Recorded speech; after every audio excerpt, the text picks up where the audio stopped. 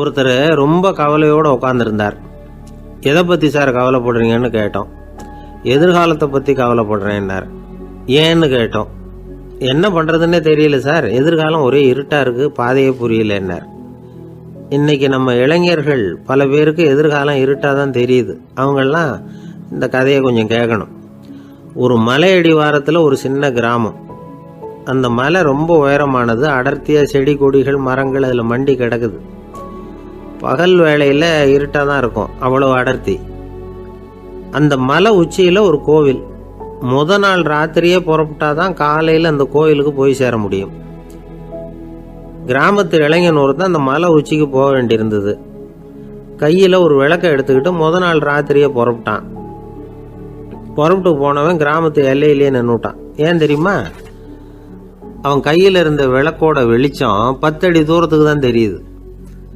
அது வரைக்கும் தான் பாதை தெளிவாக இருக்குது. அதுக்கு அப்பால எல்லாம் ஒரே இருட்டாக இருக்குது, பாதை புரியல. இவன் யோசனை பண்ணி பார்த்தான். மனசுக்குள்ள ஒரு சந்தேகம். 10 அடி தூரம் தானே வெளிச்சம் தெரியுது, அப்படின்னா நாம் 10 அடி தூரம் தானே போக முடியும். அதுக்கும் அந்தாண்ட ஒரே இருட்டாக இருக்குது. அதில் எப்படி நாம் நடந்து போகிறது? நாம் ரொம்ப தூரம் நடந்து போய் ஆகணுமே. அப்படிப்பட்ட நினப்பெல்லாம் அவனுக்கு வந்துட்டுது. இதுதான் அவன் மனசில் ஏற்பட்ட தயக்கம். இப்படி யோசிச்சுக்கிட்டே அந்த இளம் ஆசாமி புறப்பட்ட இடத்துலயே நின்றுகிட்டு இருக்கிறான். அந்த சமயத்தில் ஒரு வயசான பெரியவர் அந்த பக்கமாக வந்தார். அவர் கையில் இதை விட சின்னதாக ஒரு விளக்கு வச்சிருந்தார். அது எப்படின்னா அது ஒரு 5 அடி தூரத்துக்கு தான் வெளிச்சம் காட்டுது. அவ்வளவு சின்ன விளக்கு. அவரும் மலை உச்சிக்கு போகிறதுக்காக தான் வந்துக்கிட்டு இருக்கிறார். அவரை பார்த்து இவன் கேட்டான், என்ன பெரியவரே, இவ்வளவு சின்ன விளக்கை வச்சுக்கிட்டு அவ்வளவு தூரத்துக்கு எப்படி மலையேற போறீங்க அப்படின்னு கேட்டான். நீ ஏன் இப்படி தயங்கிட்டே நிற்கிறேன்னு கேட்டார் பெரியவர். என்கிட்ட இருக்கிற விளக்கு 10 அடி தூரத்துக்கு தான் பாதையை காட்டுதுன்னா. இப்போ பெரியவர் சொன்னார், தம்பி, உன் கையில் இருக்கிற விளக்கு கொடுக்குற வெளிச்சத்தை வச்சு நீ முதல்ல 10 அடி தூரம் முன்னாடி போ. 10வது அடியில் போய் நின்றுக்கிட்டு பாரு. மறுபடியும் ஒரு 10 அடி தூரத்துக்கு பாதை தெரியும். இப்படி உன் கையில் இருக்கிற விளக்கு தொடர்ந்து வெளிச்சம் காட்டிக்கிட்டே இருக்கும். நீ முன்னேற முன்னேற அந்த வெளிச்சமும் முன்னேறும். அதனால் எத்தனை கிலோமீட்டர் தூரம் வேணும்னாலும் நீ இந்த 10 அடி தூரம் வெளிச்சத்தை வச்சுக்கிட்டே நீ போயிடலாம், புறப்படு அப்படின்னார். இப்போதான் அந்த பெரியவர் சொன்னது இளைஞனுக்கு பளிச்சுன்னு புரிஞ்சுதான். உடனே உற்சாகமாக புறப்பட்டான், உச்சிக்கு போய் சேர்ந்தான். இந்த கதையிலேருந்து நாம் புரிஞ்சிக்க வேண்டியது என்ன தெரியுமா? நீண்ட கால திட்டம் ஒன்று போடும் பொழுது நமக்கு முன்னாடி இருக்கிறத மறந்துட்டு மனசை போட்டு குழப்பிக்க கூடாது.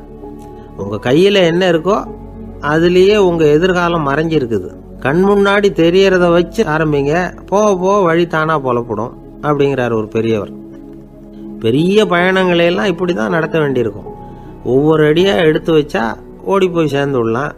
மலைச்சி போய் நின்றுட்டா நின்றுக்கிட்டே இருக்க வேண்டியது தான். நம்ம ஆள்லாம் ரொம்ப மோசமாக இருக்கிறாங்க. ஒருத்தன் அப்படி தான் நீண்ட தூர பிரயாணம் ஒன்று புறப்பட்டான். ரயில் போய்கிட்டே இருந்தது. கொஞ்சம் தூரம் போச்சு, பாதி வழியில் கையில் வச்சுருந்த டிக்கெட்டை காற்றுல விட்டுட்டான். ஐயோ, என் டிக்கெட்டு போயிட்டுதே அப்படின்னு கத்த ஆரம்பிச்சுட்டான்.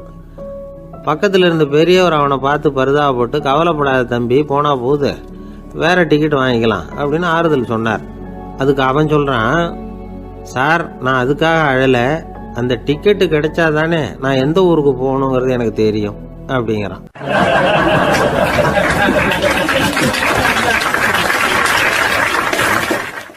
ஒரு குரு, இளம் சீடர்கள் எதிரில் உட்காந்துருக்கிறாங்க. குரு பாடம் நடத்திக்கிட்டு இருக்கிறார். சீடர்களுக்கு ஒரு ஆசை, அதாவது ஒரு முக்கியமான மந்திரத்தை நம்ம குருநாதர்கிட்ட இருந்து கற்றுக்கணும் அப்படிங்கிறது அவங்க ஆசை. அது என்ன மந்திரம்னா, இறந்தவரை உயிர்ப்பிக்கக்கூடிய புனித மந்திரம். அதாவது செத்தவங்களுக்கு மீண்டும் உயிர் உண்டாக்குகிற மந்திரம். குருவே, தயவு பண்ணி அந்த மந்திரத்தை எங்களுக்கு உபதேசிக்கணும் அப்படின்னு கேட்டாங்க. அது ரொம்ப ஆபத்தானது, அது என்னத்துக்கு உங்களுக்கு வேண்டாமேன்னாராம் குரு.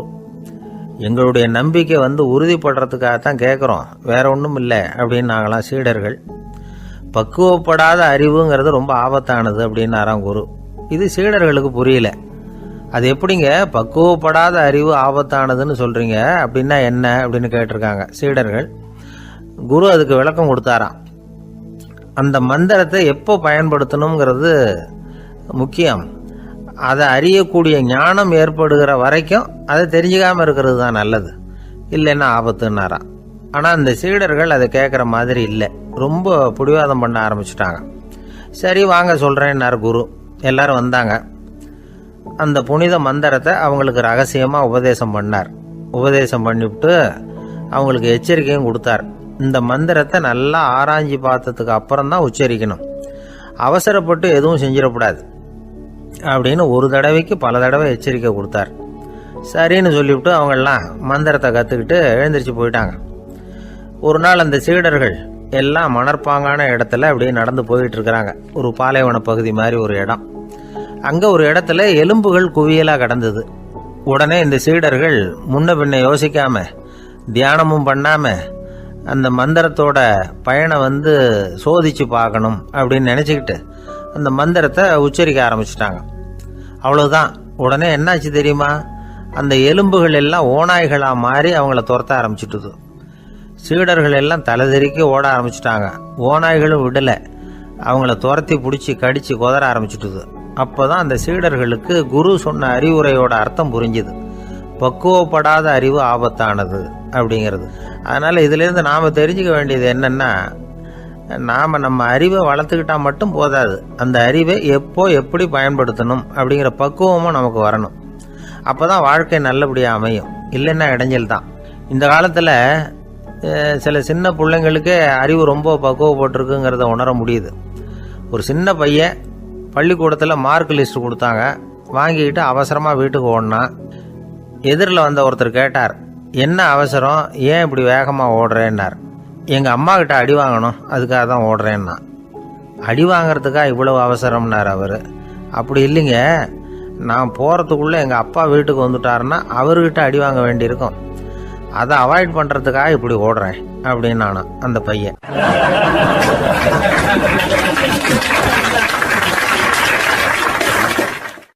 ஒரு தெருவில் சில சிறுவர்கள் விளையாடிக்கிட்டு இருந்தாங்க. ஏதோ ஒரு உயரமான கல்லை நடுத்தெருவில் வச்சு அதை சுற்றி சுற்றி ஓடி வந்துக்கிட்டு இருக்கிறாங்க. அது என்ன விளையாட்டோ அவங்களுக்கு தான் தெரியும். கொஞ்ச நேரம் அப்படி விளையாடிக்கிட்டு இருந்தவங்க விளையாடி முடிச்சதும் அந்த கல்லை நடுத்தெருவில் அப்படியே விட்டுட்டு அவங்கவுங்க வீட்டுக்கு ஓடி போட்டாங்க. அதுக்கப்புறம் அந்த வழியாக 2 பெண்கள் பேசிக்கிட்டே வந்தாங்க. பேச்சு சுவாரஸ்யத்தில் நடுத்தெருவில் இருந்த அந்த கல்லை கவனிக்கலை. காலில் இடிச்சுட்டுது, லேசாக ரத்தம் வந்துட்டுது, வலி தாங்கலை. காலில் இடிச்சுக்கிட்ட பொண்ணு திட்ட ஆரம்பிச்சுட்டுது. வர வர ஊர் உலகம் ரொம்ப கெட்டு போச்சு, யாருக்கும் பொறுப்பே கிடையாது பாரு, இப்படி நடுத்தருவில் பொறுப்பு இல்லாமல் இப்படி கல்லை போட்டு வச்சுருக்கிறாங்களே, இது நியாயமா அப்படின்னு சொல்லி இந்த சமூகத்தை கடுமையாக விமர்சனம் பண்ணிக்கிட்டே அவங்க போயிட்டாங்க. கொஞ்ச நேரம் கழித்து ஒரு வாலிபன் அந்த வழியாக வந்தான். அந்த கல்லை பார்த்தான், நின்னான், ஒரு நிமிஷம் யோசனை பண்ணான், என்ன பண்ணலாம்னு பார்த்தான். தன்னுடைய வீரத்தையும் பலத்தையும் காட்டணும்னு நினச்சான். பின்னாடி போனான். அப்புறம் வேகமாக ஓடி வந்து ஒரு சின்ன ஹை ஜம்ப் அப்படியே துள்ளி குதிச்சான். துள்ளி குதித்து தாண்டி அந்த பக்கமாக போய் விழுந்தான். அப்படியே விசில் அடிச்சுக்கிட்டு அவன் பாட்டுக்கு நடந்து போகிறான். அடுத்தபடியாக ஒரு காதல் ஜோடி அந்த வழியாக வந்தது. நடுத்தெருவில் கண்ணில் பட்டது. அவங்க 2 பேரும் ரொம்ப நெருக்கமாக சேர்ந்து வந்துக்கிட்டு இருக்கிறாங்க.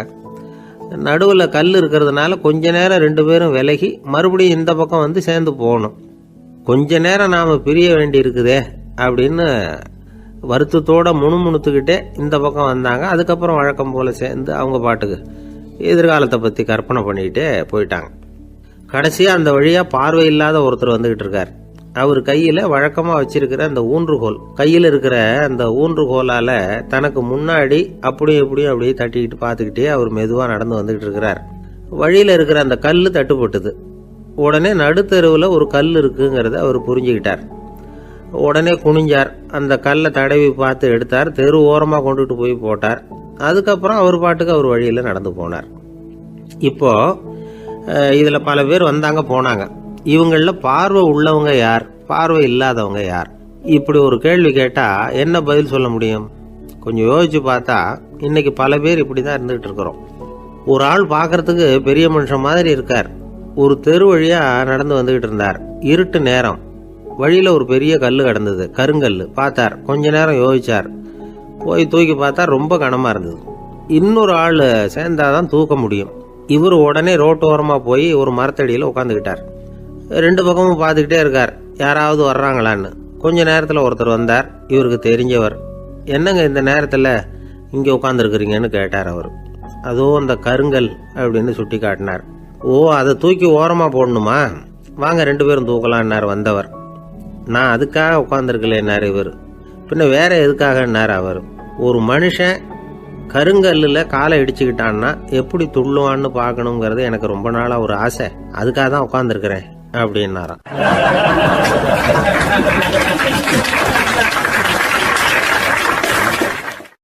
இந்த உலகத்தில் எல்லாருக்கும் மகிழ்ச்சி தரக்கூடிய ஒரு பொருள் எது? இது ஒரு முக்கியமான கேள்வி.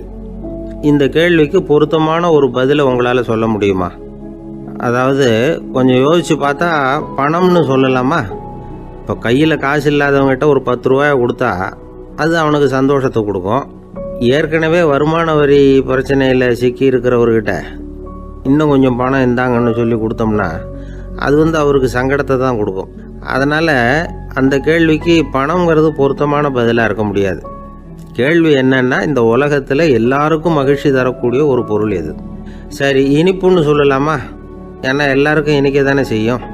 அதுலேயும் ஒரு சிக்கல் இருக்குது. சர்க்கரை வியாதிக்காரங்களுக்கு அது என்ன சந்தோஷத்தையாக கொடுக்கும்? ஆக எல்லாருக்கும் வேறுபாடு எதுவும் இல்லாமல் மகிழ்ச்சியை கொடுக்கக்கூடியது வேற ஏதோ ஒன்று இருக்குது. அது என்னன்னு கண்டுபிடிக்கணும்.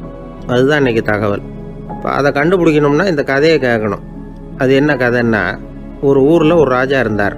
அவருக்கும் இதே சந்தேகம் வந்துட்டுது. அதாவது எல்லாருக்கும் இன்பம் தரக்கூடிய பொருள் எது அப்படின்னு. இதுக்கு பதில் தெரிஞ்சுக்கிறதுக்கு ஆசைப்பட்டார். சரி, அதுக்கு என்ன செய்யலாம்னு யோசனை பண்ணார். நாட்டு மக்களுக்கு பகிரங்கமாக ஒரு அறிவிப்பு கொடுத்தார். நம்ம நாட்டு மக்கள் இன்பம் தரக்கூடிய பொருள் எதுன்னு நினைக்கிறாங்களோ அதை கொண்டுகிட்டு வந்து அரண்மனையில் உள்ள கண்காட்சி மண்டபத்தில் வைக்கலாம். அப்படி அவங்க வைக்கிற பொருள்களில் எது எல்லாருக்கும் இன்பம் தரக்கூடியதாக இருக்குமோ அதை வச்சவருக்கு 1000 பொற்காசுகள் பரிசு அப்படின்னு அறிவிப்பு கொடுத்துட்டார். ஜனங்கள் இந்த அறிவிப்பை கேட்டாங்க. அதுக்கப்புறம் சும்மா இருப்பாங்களா? 1000 பொற்காசுன்னா சும்மாவா? அவங்க கையில் என்னென்ன கிடைச்சதோ அதையெல்லாம் கொண்டாந்து அரண்மனை காட்சி மண்டபத்தில் வச்சுட்டாங்க. அதுக்கப்புறமா ராஜா அங்கே வந்தார். ஒவ்வொன்றா பார்த்துக்கிட்டே வந்தார். முதல்ல ஒரு குயில் இருந்தது, இனிமையாக பாடக்கூடிய குயில். இந்த குயிலோட இன்னிசை எல்லாருக்கும் இன்பம் தரக்கூடியது தான். இருந்தாலும் காது கேட்காதவங்களுக்கு இந்த இசை எப்படி இன்பம் தர முடியும்? அதனால் இது சரியில்லைன்னு விட்டார். அடுத்தபடியாக போனார். அங்கே என்ன வச்சுருக்குறாங்கன்னு பார்த்தா ஒரு அழகான மயில் அங்கே தோகை விரித்து ஆடிக்கிட்டு இருக்குது. இந்த மயிலோட ஆட்டம் மனசுக்கு இன்பம் தரக்கூடியது தான். இருந்தாலும் பார்வை இல்லாதவங்க இந்த ஆட்டத்தை பார்த்து ரசிக்க முடியுமா? முடியாது. அதனால் இதுவும் சரியில்லை அப்படின்னு சொல்லிவிட்டார். அதுக்கு அடுத்தபடியாக போனார். பல வகையான இனிப்பு பண்டங்களை வச்சுருந்தாங்க. பார்த்தார், வயசானவங்களுக்கும் நோயாளிகளுக்கும் இது இன்பம் தராது, துன்பம் தான் கொடுக்கும் அப்படின்னார். இப்படி ஒவ்வொன்றா பார்த்துக்கிட்டே போகிறார். அழகான மலர்கள், கனிகள், ஓவியங்கள் எதுவுமே பொருத்தமாக தெரியல. சகல பேருக்கும் இன்பம் தரக்கூடிய வகையில் எதுவும் இல்லை. கடைசியாக வந்தார். அங்கே ஒரு களிமண் பொம்மை இருந்தது. அது என்ன பொம்மை தெரியுமா? பசியால் வாடி இருக்கிற ஒருத்தருக்கு ஒரு அம்மா இனிமையாக பேசிக்கிட்டு சோறு போடுறது மாதிரி அந்த பொம்மையை செஞ்சுருந்தாங்க. அதுக்கு கீழே அன்பு அப்படின்னு எழுதியிருந்துதான். ராஜா பளிச்சுன்னு ஒரு முடிவுக்கு வந்தார். அந்த பொம்மையை செஞ்ச சிற்பியை வரவழைச்சார், பரிசு கொடுத்தார். அன்பு ஒன்று தான் எல்லாருக்கும் இன்பம் அளிக்கக்கூடிய பொருள். காது கேட்காதவங்களும் அதை கேட்க முடியும், பார்வை இல்லாதவங்களும் அதை பார்க்க முடியும், குழந்தைகளும் அதை உணர முடியும் அப்படின்னு அதுக்கு விளக்கம் கொடுத்தார் அந்த மன்னர். இந்த உலகத்தில் எல்லாருக்கும் மகிழ்ச்சி தரக்கூடிய ஒரு பொருள் அன்பு தான். அதை புரிஞ்சுக்கிட்டு தான் சில கணவன்மார்கள் மனைவி பேரில் ரொம்ப அன்பை காட்டிக்கிறது வழக்கம். ஒரு வீட்டு வாசப்படி பக்கமாக மழைக்கு ஒதுங்கினார் ஒருத்தர். மழை தூரிக்கிட்டு இருந்தது, இருட்டு நேரம். அந்த வீட்டில் இருந்தவர், இன்னைக்கு ராத்திரி வேணும்னா இங்கேயே தங்கிட்டு காலையில் போங்க அப்படின்னார். உடனே இவர் சொன்னார், ரொம்ப நன்றிங்க, ஒரு 10 நிமிஷத்தில் இதை வந்துவிடுறேன் அப்படின்னு சொல்லிவிட்டு எங்கேயோ ஓடினார். 10 நிமிஷம் கழித்து திரும்பி வந்தார். ஆமாம், எங்கே போயிட்டு வந்தீங்கன்னு கேட்டார் வீட்டில் இருந்தவர். நேராக எங்கள் வீட்டுக்கு போய் மனைவி கிட்ட இன்னைக்கு ராத்திரி இங்கேயே தங்கிக்கிறேன்னு சொல்லிவிட்டு வந்துட்டேன் அப்படின்னார் அவர். அன்புல இது ஒரு ரகம்.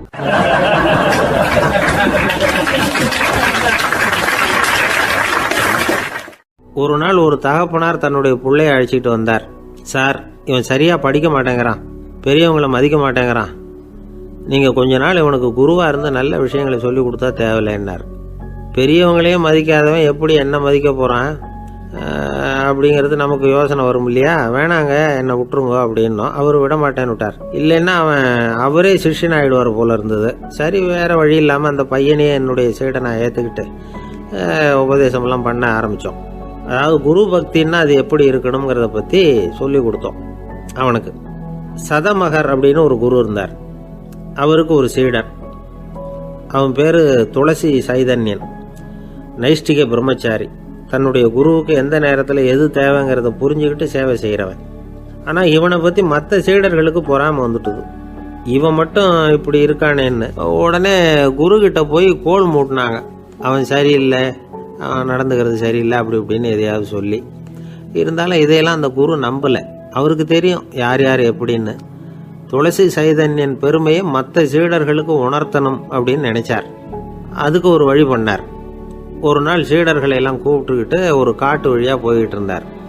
அங்கே ஒரு பெரிய மலை அருவி கொட்டிக்கிட்டு இருந்தது. குரு சீடர்கள் பக்கம் திரும்பினார். இந்த மலையின் மேலே இருந்து அந்த படுபாதாளத்தில் குதிக்கிறதுக்கு உங்களில் யார் தயார் அப்படின்னு கேட்டார். ஒரு சீடனும் வாயை திறக்கலை, ஒதுங்கி நின்றுக்கிட்டாங்க. பின்னாடி மூட்டை முடிச்சோடு வந்துக்கிட்டு இருந்தான் துளசி சைதன்யன். அவனை பார்த்தார். தப்பாருப்பா, நீ மேலே இருந்து அந்த அருவியில் குதி அப்படின்னார். அப்படியே செய்கிறேன் சுவாமின்னா ஓடி போய் பொத்துன்னு குதிச்சுட்டான். அடுத்த கணமே குருநாதர் தன்னுடைய யோக சக்தியால் பறந்து போய் அவன் கீழே விழுந்துடாமல் தாங்கி பிடிச்சி கொண்டுகிட்டு வந்துட்டார். மற்ற சீடர்களுக்கெல்லாம் ஒரு மாதிரி ஆயிட்டுது. அடுத்தபடியாக என்ன பண்ணலாம்னு யோசிச்சாங்க இவனை மாட்டி விடுறதுக்கு. ஒரு நாள் வெத்தலை அடிக்கிற ஒரு சின்ன உரலையும் உலக்கையையும் எடுத்து ஒளிய வச்சுட்டாங்க. சதமகர் சன்னியாசி இல்லை, அவர் வெத்தலை போடுவார். பல்லு சரியில்லை, அதனால் இடித்து தான் வெத்தலையை போடணும். திடீர்னு வெத்தலை பாக்கு கேட்டார். வழக்கமாக உரலில் இடித்து தர்றது தான் துளசியின் பழக்கம். உரலை தேடினா கிடைக்கல, என்ன பண்ணுறது? குரு கேட்டுவிட்டாரே, குரு சேவை தானே முக்கியம். என்ன பண்ணால் வெத்தலை பாக்க தன்னுடைய வாயில் போட்டு முன்னும் அதை எடுத்து அவர்கிட்ட கொடுத்துட்டான். குரு எதையோ படிச்சுக்கிட்டே அதை வாங்கி வாயில் போட்டுக்கிட்டார். துளசி இன்னைக்கு தாம்பூலம் நல்லா இடிக்கப்பட்டிருக்கு, ருசியாக வேற இருக்குது, அதை இடித்த பாத்திரத்தை என் கண்ணால் பார்க்கணும்னு ஆசையாக இருக்குன்னு விட்டார். அதை மட்டும் அனுப்பி போய் நீ வர வேண்டான்னு வேற சொல்லிவிட்டார். இதை கேட்டதும் துளசி தவிச்சு போயிட்டான். இவன் போகாமல் எப்படி வாயை மட்டும் அனுப்பி வைக்க முடியும்? இவன் தவிக்கிறத பார்த்ததும் மற்ற சீடர்களுக்கெல்லாம் மனசுக்குள்ளே ரொம்ப சந்தோஷம். துளசி கொஞ்சமும் யோசிக்கல, வாழை எடுத்தான், தன்னுடைய தலையவே அப்படியே அறுத்து வெட்டி எடுத்தான். இன்னொரு சீடங்கிட்ட கொடுத்துட்டான், எடுத்துகிட்டு போன்னு சொல்லி கொண்டுட்டு போய் குரு முன்னாடி வைக்கிறாங்க. அந்த தலையில் வாய் திறந்துருக்கு, வெத்தலை போட்டு முன்னு இருந்தது, தெரிஞ்சு போச்சு, சிவப்பாக இருந்தது. அவனுடைய குரு பக்தியை இப்போ எல்லாரும் ஒத்துக்கிட்டாங்க. அதுக்கப்புறம் குரு சதமகர் தன்னுடைய அற்புத திறமையினால் அந்த தலையை மறுபடியும் ஒட்ட வச்சுட்டார். துளசிக்கு உயிர் வந்துட்டுது. இப்படி ஒரு பெரிய கதை உண்டு. அதாவது துளசி சைதன்யன் அவனுடைய குரு பக்தி எப்படி அப்படின்னு கேட்டோம். ரொம்ப அபாரம் அப்படின்னு அந்த பையன் அடக்கமாக சும்மா விளையாட்டுக்காக தான் அப்படி அவங்ககிட்ட கேட்டோம். ஏன்பா உன்னுடைய குரு பக்தியை என்கிட்ட காட்டுறதுக்கு உன்னோட கழுத்தை நீயே அறுக்கணும்னு நான் சொன்னா அதை நீ செய்வியா அப்படின்னு கேட்டோம். என்னுடைய கழுத்தை நானே அறுக்க வேண்டிய அவசியம் இல்லை சார் அப்படின்னா அவன். ஏண்டான்னு, அதே காரியத்தை தான் இனிமேல் நீங்கள் தினமும் செய்ய போறீங்களே சார் அப்படிங்கிறான்.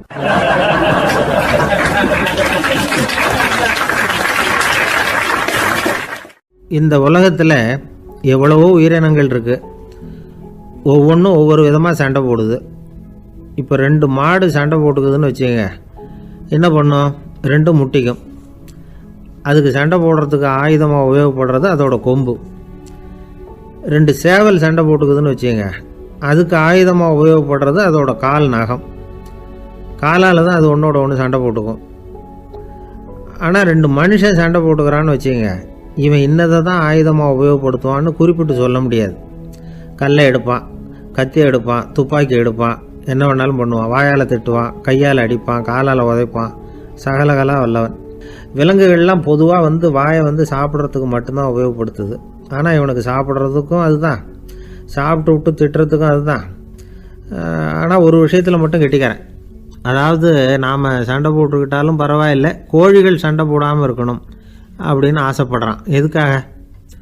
கோழிகள் சண்டை போடாமல் இருந்தால் நிறைய முட்டைகள் போடுமா, அதுக்காக தான் இந்த அக்கறை. கோழி பண்ணை வச்சிருக்கிறவங்களுக்கு இது ஒரு பெரிய பிரச்சனை. அதாவது பண்ணையில் இருக்கிற கோழிகளுக்குள்ளே அடிக்கடி சண்டை வந்துடும், அதனால் முட்டை உற்பத்தி குறைஞ்சிரும். சரி, இதுக்கு என்ன பண்ணுறது? பண்ணையில் போய் உட்காந்துக்கிட்டு தினமும் பஞ்சாயத்து பேசிகிட்டு இருக்க முடியுமா? அமெரிக்காவில் கோழி பண்ணை வச்சிருக்கிற ஒருத்தர் இதை பற்றி யோசனை பண்ணி பார்த்தாராம். ஒரு வழியையும் கண்டுபிடிச்சிருக்கார். கோழிக்கெல்லாம் மூக்கு கண்ணாடி மாட்டி விட்டுட்டோம்னா அது சண்டை போடுற குணம் குறைஞ்சிரும், முட்டை அதிகமாகிடும் அந்த கண்ணாடியில் உள்ள லென்ஸு சிவப்பு நிறத்தில் இருக்கணும், அவ்வளவுதான் அப்படின்னு அவர் கண்டுபிடிச்சாராம். இது ஏற்கனவே நடைமுறையில் கண்டுபிடிக்கப்பட்ட ஒரு விஷயம். ஆனால் எல்லா கோழிக்கும் சிவப்பு மூக்கு கண்ணாடி எப்படி மாட்டி விடுறது? அப்படியே மாட்டி விட்டாலும் அது நழுவாமல் இருக்கணுமே. இப்போ நாமெல்லாம் நடு விரலால் மூக்கு கண்ணாடி நடுவில் தொட்டு அப்படி ஸ்டைலாக சரி பண்ணிக்கிறோம்.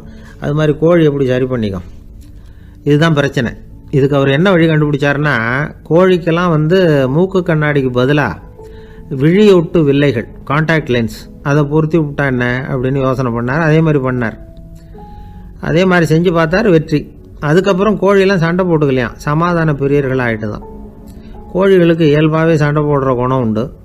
ஆனால் அதோட கண்ணுக்கு பார்க்குற பொருள்லாம் ரோஜா நிறத்துலையோ அல்லது இன்னும் சொல்லப்போனால் அழுத்தமான சிவப்பு நிறத்துலையோ தெரிஞ்சதுன்னா சண்டை போடுற குணம் குறைஞ்சிருதான். அந்த சமயத்தில் அது அதிகமாகவும் முட்டையிட ஆரம்பிச்சுடுதான். அதே நேரத்தில் இறை எடுக்கிறத கூட குறைச்சிக்குதான். இது ஏன் இப்படி பண்ணுதுங்கிறது விஞ்ஞானிகளுக்கு இன்னமும் புரியலையா. எப்படியோ அமெரிக்க கோழிகள்லாம் கான்டாக்ட் லென்ஸ் பொருத்திக்க ஆரம்பித்தாச்சு. கோழி கழுத்தை பிடிச்சிக்கிட்டு ஒரு சில வினாடிகளில் அதை பொருத்தி போடுறாங்களாம். கோழியோட ஆயுள் பூரா அது அப்படியே இருக்குமா. பண்ணையில் முட்டை உற்பத்தி குறைஞ்சா இது மாதிரி விஞ்ஞானபூர்வமாக பரிகாரம் தேடுறது தான் நல்லது. நமக்கு வேண்டியப்பட்ட ஒருத்தர், அவர் ஒரு கோழி பண்ணை வச்சுருந்தார். அந்த பண்ணையில் பாதி கோழி திடீர்னு செத்து போச்சு. உடனே ஒரு கால்நடை மருத்துவர்கிட்ட போக வேண்டியது தானே. அங்கே போகல, உள்ளூரில் மந்திரம் பண்ணிகிட்டு இருந்த ஒரு சாமியார்கிட்ட போனார். அவர் காலில் விழுந்தார். சாமி, என் பண்ணையில் பாதி கோழி செத்து போட்டுதுன்னார். சாமியார் யோசனை பண்ணார். சரி, பண்ணையில் வாசப்படி கிழக்கு பக்கமாக வச்சுருக்கியா மேற்கு பக்கமாக வச்சுருக்கியான்னு கேட்டார். கிழக்கு பக்கமாக இருக்குன்னார் அவர். அதுதான் தப்பு, மேற்கு பக்கமாக அதை மாற்றி சரியாக போடும்னாராம். அதே போல் இவர் போய் மாற்றிவிட்டார். அப்பவும் பாதி செத்து போச்சு. மறுபடியும் சொன்னார், சாமி மறுபடியும் பாதி கோழி செத்து போட்டுதேன்னார். சரி, கூரை எப்படி போட்டிருக்க, ஓடு போட்டிருக்கியா இல்லை கீத்து போட்டிருக்கியான்னார். ஓடு போட்டிருக்கேன்னாராம் அவர். அதுதான் தப்பு, கீத்து போட்டுரு சரியாக போடும்னாராம். சரின்னு போய் அதையும் மாற்றி பார்த்தார். மறுபடியும் போயிட்டுது, கோழி செத்து போச்சு. வந்தார், மறுபடியும் பாதி செத்து போச்சு சாமின்னு வந்தார். இவரும் யோசனையை மாற்றி மாற்றி சொல்லிகிட்டே இருக்கிறார். இப்படி அவரும் மாற்றி மாற்றி பார்த்தார். 6வது தடவையாக அவரை தேடிட்டு வந்தார். அந்த சமயத்தில் இவர் ரொம்ப தீவிரமாக யோசனை பண்ணி பார்த்துட்டு, அது சரிப்பா, நீ என்கிட்ட சளைக்காமல் வந்துக்கிட்டு இருக்கிற, நானும் யோசனை சொல்லிகிட்டு இருக்கேன். இப்போவும் உங்ககிட்ட சொல்கிறதுக்கு என்கிட்ட யோசனை நிறையா இருக்குது. ஆனால் சோதிக்கிறதுக்கு உங்ககிட்ட கோழி இல்லையே, என்ன பண்ணுறது அப்படின்னாராம் இவர்.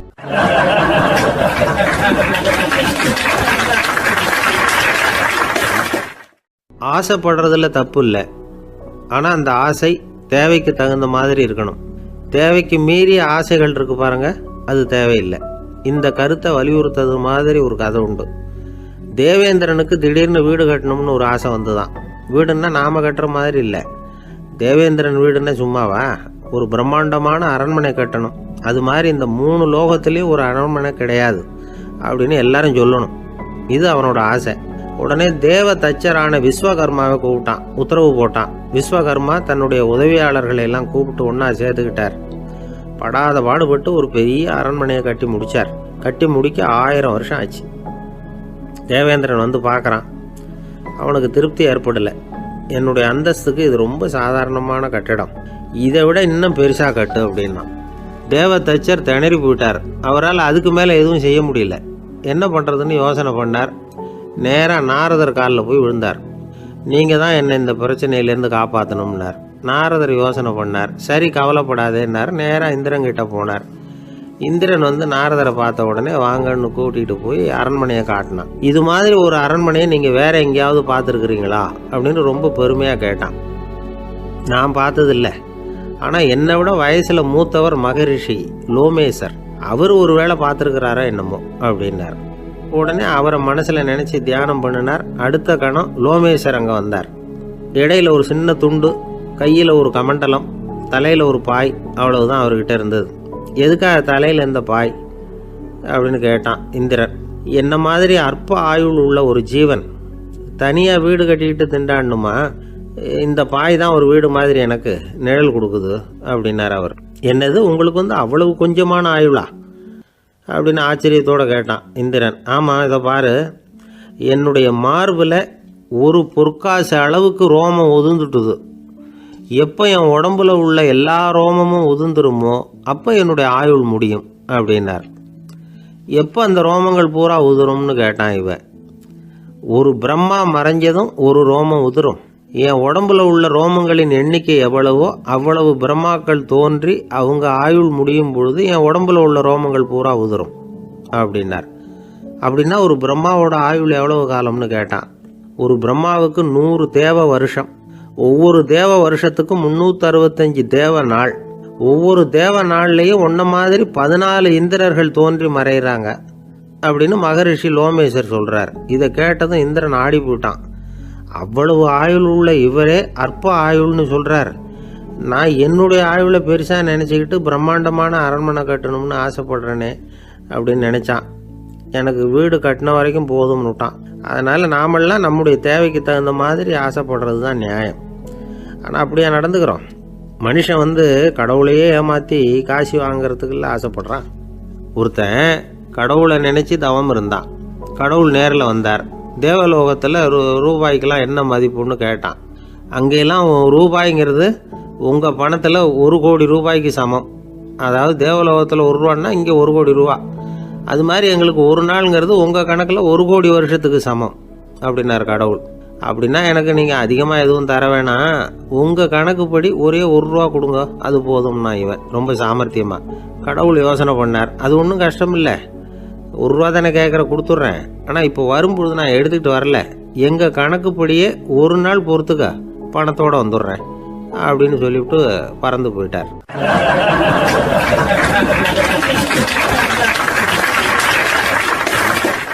பறந்து போய்கிட்டு இருந்தார். அவர் தோளில் ஒரு பெரிய துணி மூட்டை, அதை சுமந்துக்கிட்டு கடத்தெருவை நோக்கி அவர் போய்கிட்டு இருக்கிறார். வழியில் அவரை சந்தித்தார் உமர். அவர் கேட்டார், கலீஃபா அவர்களே, எங்கே புறப்பட்டுட்டீங்க அப்படின்னு கேட்டார். கலீஃபான்னா ஆட்சித்தலைவர்னு அர்த்தம். இதுக்கு அவர் சொன்னார், நான் துணி வணிகம் செய்கிறவன், அதனால் துணி வியாபாரம் செய்கிறதுக்காக போயிட்டுருக்கிறேன்னார். நீங்கள் இப்போ இந்த நாட்டுக்கு ஆட்சித்தலைவர், ஆட்சி பொறுப்பில் இருக்கிறீங்க, நீங்கள் வியாபாரம் செய்ய போட்டால் அரசு பணிகளை செய்கிறது யார் அப்படின்னு கேட்டார் அவர். நான் அரசு பணிகளை மட்டுமே செஞ்சுக்கிட்டு இருந்தா என் குடும்பத்தை காப்பாற்றுறது யார் அப்படின்னு கேட்டார் அவர். இப்படி கேட்டவர் யார் தெரியுமா? அவர் தான் அபூபக்கர், இறை தூதர் முகமது அவர்களுக்கு பிறகு கலீஃபாவாக தேர்ந்தெடுக்கப்பட்டவர். அப்போலாம் ஆட்சி தலைவர்களுக்கு சம்பளம்னு எதுவும் கிடையாது. இந்த பிரச்சனையை எப்படி தீர்க்கிறதுன்னு யோசனை பண்ணார் உமர். அபு உபைதா அவர்கள்கிட்ட அழைச்சிட்டு போனார். அவர் யாருன்னா, அவர் தான் பொது நிதி கருவூலத்தின் பொறுப்பாளர். அவர்கிட்ட பிரச்சனையை சொன்னார். இது மாதிரி ஆட்சி தலைவருக்கு பொது நிதியிலிருந்து ஊதியம் அளிக்க முடியுமான்னு கேட்டார். பொது நிதி விதிகளின்படி அதுக்கு சாத்தியம் இல்லைன்னு சொல்லிவிட்டாரு அவர். சரி, வேற ஏதாவது வழி இருக்குதான்னு கேட்டார் உமர். அபு உபைதா கொஞ்சம் யோசனை பண்ணி பார்த்தார். அப்புறமா சொன்னார், மக்காவிலிருந்து மதீனாவுக்கு குடிபெயர்ந்து வந்த அகதிகளுக்கு நிதி உதவி அளிக்கிறதுக்கு விதிகளில் இடம் இருக்கு. அப்படி பார்த்தா அபூபக்கரும் அகதி தானே, அதனால எல்லா அகதிகளுக்கும் கொடுக்கறது மாதிரியே அவருக்கும் ஒரு தொகை அளிக்கலாம்னார். கலீஃபா அபூபக்கருக்கு இந்த அகதி உதவி தொகையைத்தான் கொடுத்துட்டு வந்தாங்களாம். குடும்ப செலவுக்கு அது போதுமானதா இல்லை. இருந்தாலும் கலீஃபாங்கிறதுக்காக மற்ற அகதிகளை விட அதிகமாக தொகையை பெற அவர் விரும்பல. மார்பு பக்கம் கிழிஞ்சிருந்த ஒரு மேலாடையை தான் அவர் அணிஞ்சிருந்தார். அவருடைய துணைவியார் அஸ்மா, அவங்க ஒரு நாள் தேன் அருந்த ஆசையாக இருக்குன்னாங்களாம். நமக்கு கிடைக்கிற ஊதியம் குடும்ப செலவுக்கே போதுமானதா இல்லையே, இந்த நிலையில் தேன் வாங்குறதுக்கு காசுக்கு நான் எங்கே போவேன்னு இருக்கார் அவர். கொஞ்ச நாள் கழித்து அவங்க ஒரு தொகையை அவர்கிட்ட கொடுத்து தேன் வாங்கிட்டு வர சொன்னாங்களாம். இவருக்கு ஆச்சரியம், ஏது இந்த பணம்னு கேட்டிருக்காரு. நீங்கள் தினமும் குடும்ப செலவுக்காக கொடுத்துக்கிட்டு வந்த பணத்தில் கொஞ்சம் கொஞ்சமாக மிச்சப்படுத்தி வச்சேன்னாங்களாம். அபூபக்கர் அந்த பணத்தை எடுத்துக்கிட்டு நேராக பொது நிதி கருவூல பொறுப்பாளர்கிட்ட போனார். இந்த பணத்தை பொது நிதியில் சேர்த்துருங்க, இது அதிகப்படியாக எனக்கு தரப்பட்டு வந்த ஊதியம், அடுத்த மாதத்துலேருந்து இந்த தொகையை குறைச்சிங்கன்னு வேற சொல்லிவிட்டாராம். பசியை தணிக்க தேவையான அளவு உணவு, ஒரு ஜோடி உடை, இதை தவிர கூடுதலாக மக்கள் பொது நிதியிலிருந்து வாங்கிக்கிறதுக்கு என் குடும்பத்தாருக்கு உரிமை இல்லை அப்படின்னு சொல்லி கண்டிப்பாக சொல்லிவிட்டாராம். அவர் வாங்கிட்டு வந்த அந்த குறைந்த ஊதியம் கூட அவர் மனசை உறுத்திக்கிட்டே இருந்தது. கடைசி நேரம் அவர் தம்முடைய மகள் ஆயிஷா அவர்களை அழைச்சார். மகளே, இதுவரைக்கும் பொது நிதியிலிருந்து நான் வாங்கிட்டு வந்த தொகை என்னுடைய இதயத்தில் பாரமாக அழுத்திக்கிட்டு இருக்கு. என் தோட்டத்தை விற்று அதில் வர்ற பணத்திலிருந்து நான் இதுவரைக்கும் வாங்கிட்டு வந்த ஊதிய தொகையை கணக்கு போட்டு பொது நிதியில் சேர்த்து விடு அப்படின்னாராம். பதவி ஏற்கிறதுக்கு முன்னாடி தன்கிட்ட இருந்ததை விட இப்போ கூடுதலாக என்ன சொத்து இருக்குன்னு பார்த்துருக்கார். ஒரு ஒட்டகம், ஒரு கோப்பை, ஒரு பணியாள். இதையும் அடுத்தபடியாக கலீஃபாவா வர்றவர்கிட்ட ஒப்படைச்சிருங்க அப்படின்னு விட்டாராம். அதே மாதிரி அடுத்து வந்த உமர்கிட்ட ஒப்படைச்சாங்க. அப்போ உமர் சொன்னாராம், அபூபக்கரே, இந்த முன்மாதிரியால் உங்களுக்கு பிறகு இந்த ஆட்சி பொறுப்பை ஏற்கிறவர்களை பெரும் நெருக்கடிக்கு ஆளாகி விட்டீங்க அப்படின்னு சொல்லி ரொம்ப கண் கலங்கினாராம். கடைசியாக அபூபக்கர் தன்னுடைய குடும்பத்தாருக்கு விட்டு சென்ற சொத்து ஒரு படுக்கை விரிப்பு, ஒரு போர்வை, அவ்வளவுதான். இது சிந்திக்க வேண்டிய ஒரு செய்தி. ஒரு ஊரில் ஒரு மன்னர் இருந்தாராம். அமைச்சர் அவர்கிட்ட சொன்னாராம், மன்னா, நம்ம ராஜ்யத்தில் இனிமே லஞ்ச ஊழலே இருக்காதுன்னாராம். ஆஹா, அப்படின்னா ஊழல் பேர் வழிகளையெல்லாம் நாடு கடத்தியாச்சா அப்படின்னு கேட்டிருக்காரு மன்னர். இதுக்கு அவர், அப்படி இல்லைங்க, இனிமே கொடுக்கறதுக்கு ஜனங்கள்கிட்ட பணமே இல்லை அப்படின்னாராம்.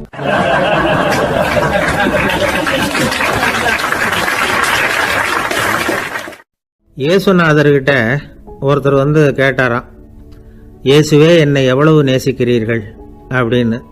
அவர் தன்னுடைய இரு கைகளையும் அகல விரித்து இவ்வளவு என்று சொல்லி சிலுவையில் உயிர் நீத்தார் அப்படின்னு சொல்லுவாங்க.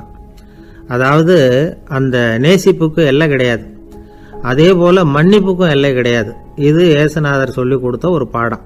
இயேசுனுடைய சீடர்களில் ஒருத்தன் பீட்டர், அவன் ஒரு நாள் இயேசுநாதர்கிட்ட கேட்டிருக்கான், இயேசுவே, நான் என்னுடைய தம்பி கிட்ட அடிக்கடி சண்டை போட்டுக்கிட்டு இருக்கிறேன், என்னுடைய சகோதரன் கூட.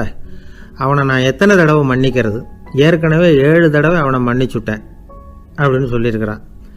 அப்போ இயேசு சொன்னாராம், மன்னிக்கிறதுக்கு எத்தனை தடவைங்கிற கணக்கெல்லாம் கிடையாது. எத்தனை தடவை உன்னுடைய சகோதரன் உன்னை கோபப்படுத்துகிறானோ அத்தனை தடவை நீ மன்னிக்கிறதுக்கும் தயாராக இருக்கணும், அதுதான் அப்படின்னு சொன்னாராம். அப்போ இவனுக்கு ஒன்றும் புரியல, இது என்ன அவன் தப்பு பண்ணிக்கிட்டே இருப்பான், நாம் மன்னிச்சுக்கிட்டே இருக்கிறதா அப்படிங்கிறது மாதிரி குழப்பமாக இருந்திருக்கிறான். அப்போ இயேசுநாதர் தன்னுடைய சீடன் பீட்டர்கிட்ட ஒரு கதை சொன்னாராம். அந்த கதை இன்றைக்கு நாம் எல்லாரும் சிந்தித்து பார்க்க வேண்டிய ஒரு கதை. அதாவது மன்னிப்பை விரும்புகிறவர்கள் மன்னிக்கவும் தயாராக இருக்க வேண்டும் அப்படிங்கிறது தான் அந்த கதையினுடைய தத்துவம். அந்த இயேசுநாதர் சொன்ன கதை என்னன்னா, ஒரு மன்னர் இருந்தார். அவர் ஒரு நாள் அரண்மனையில் உட்காந்து கணக்கு வழக்குகள்லாம் பார்த்துக்கிட்டு இருந்தார். நம்ம அரண்மனையிலேருந்து யார் யார் அரசாங்க கடன் வாங்கியிருக்கிறாங்க, யார் யார் திருப்பி செலுத்தியிருக்கிறாங்க அப்படிங்கிற விவரத்தையெல்லாம் பார்த்துக்கிட்டு இருந்தார். அப்போ தான் புரிஞ்சுது, அந்த அரண்மனையில் வேலை செய்கிற ஒருத்தனே அரசாங்க கடன் வாங்கியிருக்கிறான்.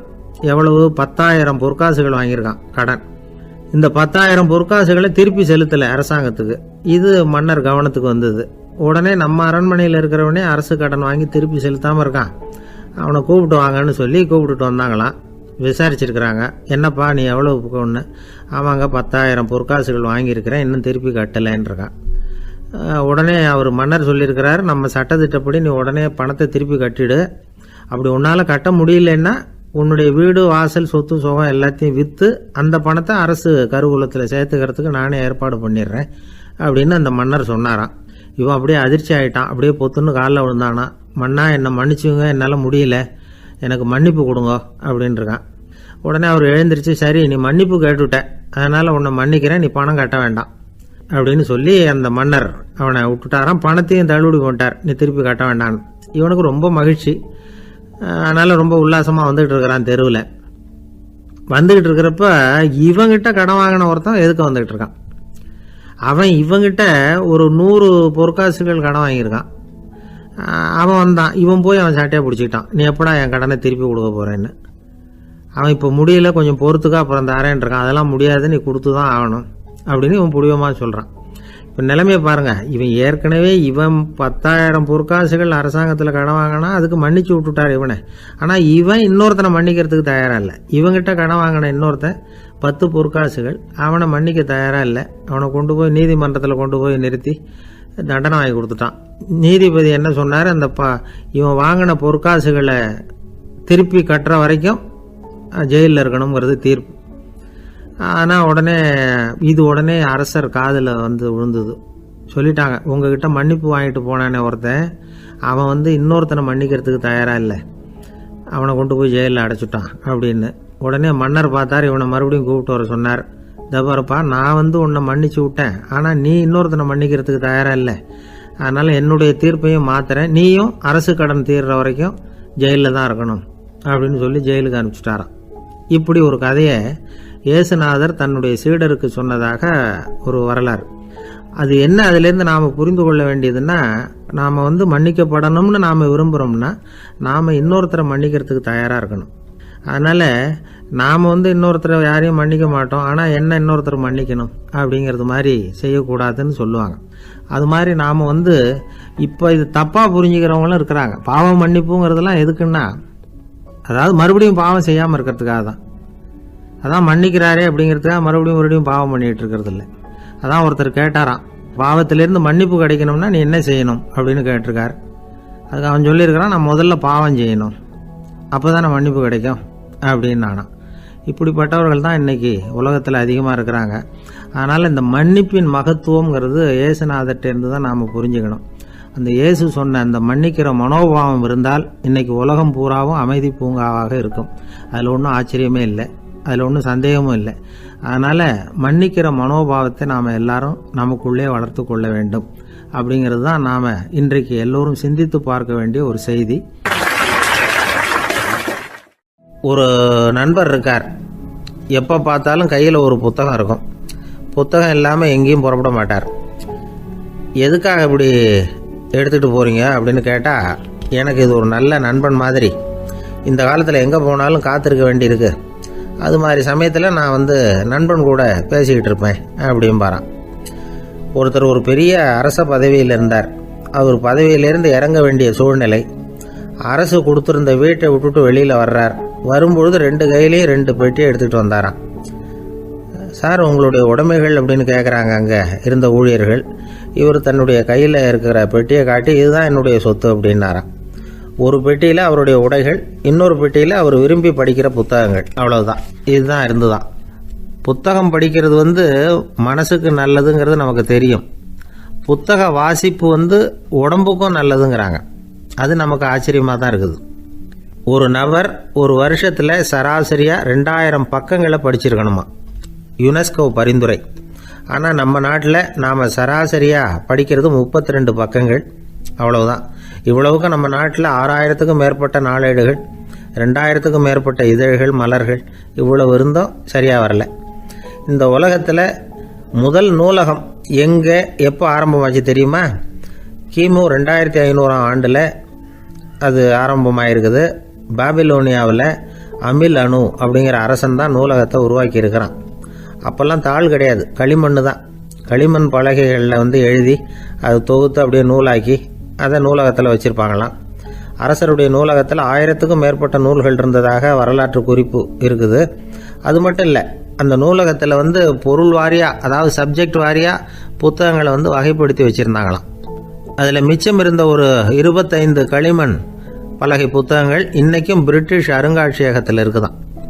அச்சு தாள் இதெல்லாம் ஏற்பட்டதுக்கு அப்புறம் அமைக்கப்பட்டது தான் பிரான்சில் இருக்கக்கூடிய பாரிஸ் நூலகம். 1480 பிரெஞ்சு மன்னர் 11ஆம் லூயி இந்த நூலகத்தை அமைச்சாராம். ஆனால் அப்போல்லாம் அரசர்கள் மட்டும்தான் நூலகத்தை பயன்படுத்த முடியுமா. அதுக்கப்புறம் 17ஆம் நூற்றாண்டில் இந்த முறை மாறி பொதுமக்கள் அங்கே போகலாம், படிக்கலாம் அப்படிங்கிற நிலைமை வந்துதான். போட்லியன் நூலகம் அப்படின்னு அதுக்கு பேர், பாரிஸ் நகரத்தில் இருக்குது. அங்கே தான் நூல்களின் பட்டியல் தயாரிப்பு பணி ஆரம்பமாச்சு. கல்வி வளர்ச்சியையும் நூலகத்தையும் இணைச்சவர் நெப்போலியன் போனபார்ட். முன்பணம் செலுத்தி புத்தகத்தை படிக்கிற முறையையும் அவர் தான் கொண்டுட்டு வந்தாராம். மக்கள்கிட்ட வசூலிக்கிற வரியின் ஒரு பகுதியை நூலகத்துக்கு பயன்படுத்தினவரும் அவர் தானா. நெப்போலியன் நூலகத்தில் உலகத்தில் உள்ள எல்லா மொழி நூல்களும் இருக்குதான். அங்கே ஒரு தமிழ் நூலும் இருந்திருக்குது. அது என்னென்னா கம்பராமாயணம். சோவியத் யூனியனுக்கு படையெடுத்து போனப்போ அங்கேருந்து லட்சக்கணக்கான புத்தகங்களை இந்த பனிச்சறுக்கு வாகனங்கள் இருக்குல்ல, அதில் கொண்டுகிட்டு வந்ததாக வரலாறு. அடுத்தபடியாக குறிப்பிட்டு சொல்லத்தக்க நூலகம் எதுன்னா பிரிட்டிஷ் நூலகம். மிக பழைய கையெட்டு பிரதியெல்லாம் கூட அங்கே இருக்குது. 1753 ஆரம்பமாச்சு. அதில் உள்ள நூல்களை வரிசையாக அடுக்கினா 180 கிலோமீட்டர் நீளத்துக்கு வருமா. மிகப்பெரிய நூலகம் அமெரிக்க தலைநகர் வாஷிங்டனில் இருக்குதான். இந்தியாவை பொறுத்த வரைக்கும் பெரிய பழைய நூலகம் எதுன்னா கல்கத்தா நூலகம். எல்லா இந்திய மொழி நூல்களும் இங்கே உண்டு. மகாகவி பாரதியார் நடத்தின இந்தியாங்கிற இதழின் எல்லா பிரதிகளும் அங்கே பாதுகாப்பாக இருக்குது. படிக்கும் பழக்கம் இங்கே வளர வேண்டியிருக்குது. ஒருத்தர்கிட்ட ஒரு புஸ்தகத்தை கொடுத்து விமர்சனம் எழுத சொல்லியிருந்தாங்க.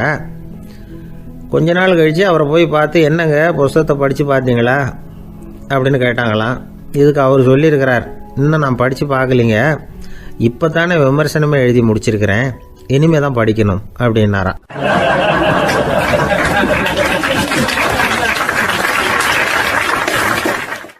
என்ன சார் உங்கள் பையன் என்ன செஞ்சுக்கிட்டு இருக்கிறான் இப்போ அப்படின்னு கேட்டார் ஒருத்தர். அடிக்கடி கண்ணாடி முன்னாடி நின்று அழகு பார்த்துக்கிட்டு இருக்கிறான் சார் அப்படின்னாரு அப்பா.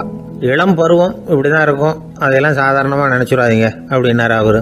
என்ன சார் சொல்கிறீங்க, கண்ணாடி முன்னாடி நின்றுக்கிட்டு நேரத்தை வீணாக்கிக்கிட்டு இருக்கான், அதை ஒரு பெரிய விஷயமா நான் நினைக்கணுமா அப்படின்னாரு இவர். இளம் பருவத்தில் இளைஞர்களுக்கும் சின்ன பொண்ணுங்களுக்கும் அடிக்கடி கண்ணாடியில் பார்க்கணும்னு தோணும். அது வெறுமனே அழகு பார்க்கறது மட்டும் இல்லை, அவங்க தங்களையே தேடி கண்டுபிடிக்கிற ஒரு முயற்சி அது. இது ஒரு மனோதத்துவ விளைவு. இது வரைக்கும் சின்ன பிள்ளையா இருந்துட்டோம், இனிமேல் நாமளும் மற்றவங்க மாதிரி மனிதர்கள் தான் அப்படிங்கிற உணர்வு அவங்களுக்கு வருது. தங்களோட முகம் எப்படி இருக்குது, அழகு எப்படி இருக்குது, உடம்பு நேரம் எப்படி இருக்குது, முடி எப்படி இருக்குது அப்படிங்கிறதையெல்லாம் கண்டுபிடிக்கிறாங்க. அதுக்கப்புறம் இன்னொரு ஆணோ பொண்ணோ தன்னை கவனிக்கணும் அப்படின்னு நினைக்கிறாங்க. இதெல்லாம் மனோதத்துவ உண்மைகள், இதெல்லாம் இயற்கை. இதை பார்த்துட்டு பெற்றவங்க பிள்ளைங்க கெட்டு போட்டாங்க அப்படின்னு நினைக்கக்கூடாது, அவங்கள திட்டிக்கிட்டே இருக்கக்கூடாது. இன்றைக்கி பல குடும்பங்களில் இதுதான் நடந்துக்கிட்டு இருக்குது. மனுஷ வாழ்க்கையிலேயே இப்படியும் இல்லாத அப்படியும் இல்லாத ஒரு பருவம் இளம் பருவம். 13லேருந்து 19 வயசுக்கு உட்பட்ட ஆண்கள் பெண்கள் இந்த வகையை சேர்ந்தவங்க, டீனேஜ் குரூப். இவங்கள சின்னவங்கன்னு நினச்சிட முடியாது, பெரியவங்கன்னு நினச்சிட முடியாது. இவங்க ரொம்ப சென்சிட்டிவ். சமூகம் நினச்சா இவங்களை நல்லவங்களாகவும் ஆக்கலாம், கெட்டவங்களாகவும் ஆக்கலாம். கொஞ்சம் அக்கறை எடுத்துக்கிட்டால் பெரிய பெரிய மேதைகளையும் விஞ்ஞானிகளையும் உருவாக்கலாம். ஆனால் நடக்கிறது என்ன தெரியுமா, அநேகமாக இவங்களை யாருமே சரியாக புரிஞ்சுக்கிறது இல்லை, இவங்களை சரியாக நடத்துறதும் இல்லை. இது வரைக்கும் நாம் சொல்கிறத கேட்டுக்கிட்டு இருந்தான், இப்போல்லாம் அவன் இஷ்டத்துக்கு நடக்க ஆரம்பிச்சுட்டான் அப்படின்னு வருத்தப்படுற பெற்றோர்கள் அதிகம். இது வருத்தப்படுற விஷயம் இல்லை, சந்தோஷப்பட வேண்டிய விஷயம். உங்கள் புள்ள சொந்தமாக யோசிக்க ஆரம்பிக்கிறதும் நடந்துக்க ஆரம்பிக்கிறதும் ஒரு தப்பான விஷயமா? அவன் கடைசி வரைக்கும் உங்கள் பேச்சையே கேட்டுக்கிட்டு இருக்கணுங்கிறது என்ன நியாயம்? இன்றைக்கி இளைஞர்களை பெரியவங்க தப்பாக புரிஞ்சுக்கிட்டு தவறாக நடத்துறதுனால தான் அவங்களுக்கு வெறுப்பு, எரிச்சல், மனக்கசப்பு எல்லாம் உண்டாகுது. பெற்றவங்க சரியாக மதிக்கிறது இல்லை அப்படிங்கிற ஒரே காரணத்தினாலேயே வீணாக போகிற பிள்ளைங்க இன்றைக்கி அதிகம். சரி, பெற்றவங்களுக்கு இன்றைக்கி என்ன தான் புத்தி சொல்ல வர்றீங்க அப்படின்னு கேட்குறீங்களா? நாம் எதையும் சொல்ல வரல, ஆனால் அது சம்பந்தமான சில நிபுணர்கள் சொல்லியிருக்கிறத உங்கள் காதில் போட்டு வைக்கலாம். அது என்னென்னா, பிள்ளைங்க கிட்ட அன்பு செலுத்துங்க. குழந்தையா இருந்தப்போ எவ்வளவு பாசமாக இருந்தீங்க, வளர வளர அதை ஏன் குறைச்சிக்கிறீங்க? பெற்றவங்களின் அன்பான வார்த்தைகளுக்கு ஏங்குறவங்க தான் இன்றைய இளைஞர்கள். அவங்க எதை சொன்னாலும் அதை அக்கறையாக காது கொடுத்து கேளுங்க, அலட்சியப்படுத்தாதீங்க. அவங்க விரும்புறது உங்ககிட்ட இருந்து ஒரு மதிப்பு, மரியாதை, அங்கீகாரம், இவ்வளவுதான். அவங்க அவங்களாவே முடிவுகள் எடுக்கட்டும், அதுக்கு நீங்கள் உதவியாக இருங்க, அது போதும். மற்றவங்க முன்னாடி, முக்கியமாக அவங்க நண்பர்கள் முன்னாடி அவங்கள பற்றி மட்டமாக பேசாதீங்க. அவங்கக்கிட்ட பொய் சொல்லக்கூடாது. நீங்கள் சொன்னது பொய்ன்னு தெரிஞ்சு போச்சுன்னா உங்கள் பேரில் அவங்களுக்கு இருக்கிற மதிப்பு போயிடும், நம்பிக்கை போயிடும். அவங்களுக்கு முன்னாடி நீங்கள் சண்டை போடக்கூடாது. உங்கள் பிள்ளைய எப்பவும் இன்னொரு பிள்ளையோட ஒப்பிட்டு பேசுகிற வேலையே வேணாம். கூட பிறந்த மற்றவங்களோட கூட ஒப்பிடக்கூடாது. இப்படி செஞ்சால் அவன் உங்ககிட்டையும் பிரியமாக இருக்க மாட்டான், அவங்ககிட்டையும் பிரியமாக இருக்க மாட்டான். புள்ள எங்கே போகிறான், என்ன பண்ணுறான் அப்படின்னுலாம் துப்பறிஞ்சிக்கிட்டு இருக்கக்கூடாது. இளைஞர்கள் தனிமையை விரும்புகிறவங்க. அவங்கள பெட்டியில் வச்சு மூடி பாதுகாக்கணும்னு நினைக்கக்கூடாது. அவங்கள எப்படி பாதுகாக்கிறது அப்படிங்கிறது அவங்களுக்கே தெரியும். உங்கள் புள்ள எப்படி நடந்துக்கணும்னு நீங்கள் எதிர்பார்க்குறீங்களோ அது மாதிரி நீங்கள் நடந்து காட்டுங்க, அது போதும். ஒரு வீட்டில் அப்பாவும் அம்மாவும் பேசிக்கிட்டு இருக்கிறாங்க. என்னங்க, நம்ம பொண்ணு பெரியவளாயிட்டா, அடிக்கடி கண்ணாடி முன்னாடி போய் நின்றுக்கிட்டு இருக்கிறா, சீக்கிரமாக ஒரு பையனை பார்த்து கல்யாணத்தை முடிக்காமல் இப்படி மசன்னு கல் மாதிரி உட்காந்துருக்குறீங்களே அப்படின்னு சத்தம் போட்டாங்க அந்த அம்மா. அவசரப்படாத, பார்க்கறதுக்கு கண்ணுக்கு அழகா லட்சணமா புத்திசாலியாக ஒரு பையன் கிடைக்க வேணாமா, அதுதான் பார்த்துக்கிட்டு இருக்கிறேன் அப்படின்னார் அப்பா. இதுக்கு அந்த அம்மா சொல்கிறாங்க, எங்கள் அப்பா இப்படியெல்லாம் நினச்சிக்கிட்டு இருந்திருந்தா எனக்கு கல்யாணமே ஆயிருக்காது தெரியுமா அப்படின்னாங்களாம்.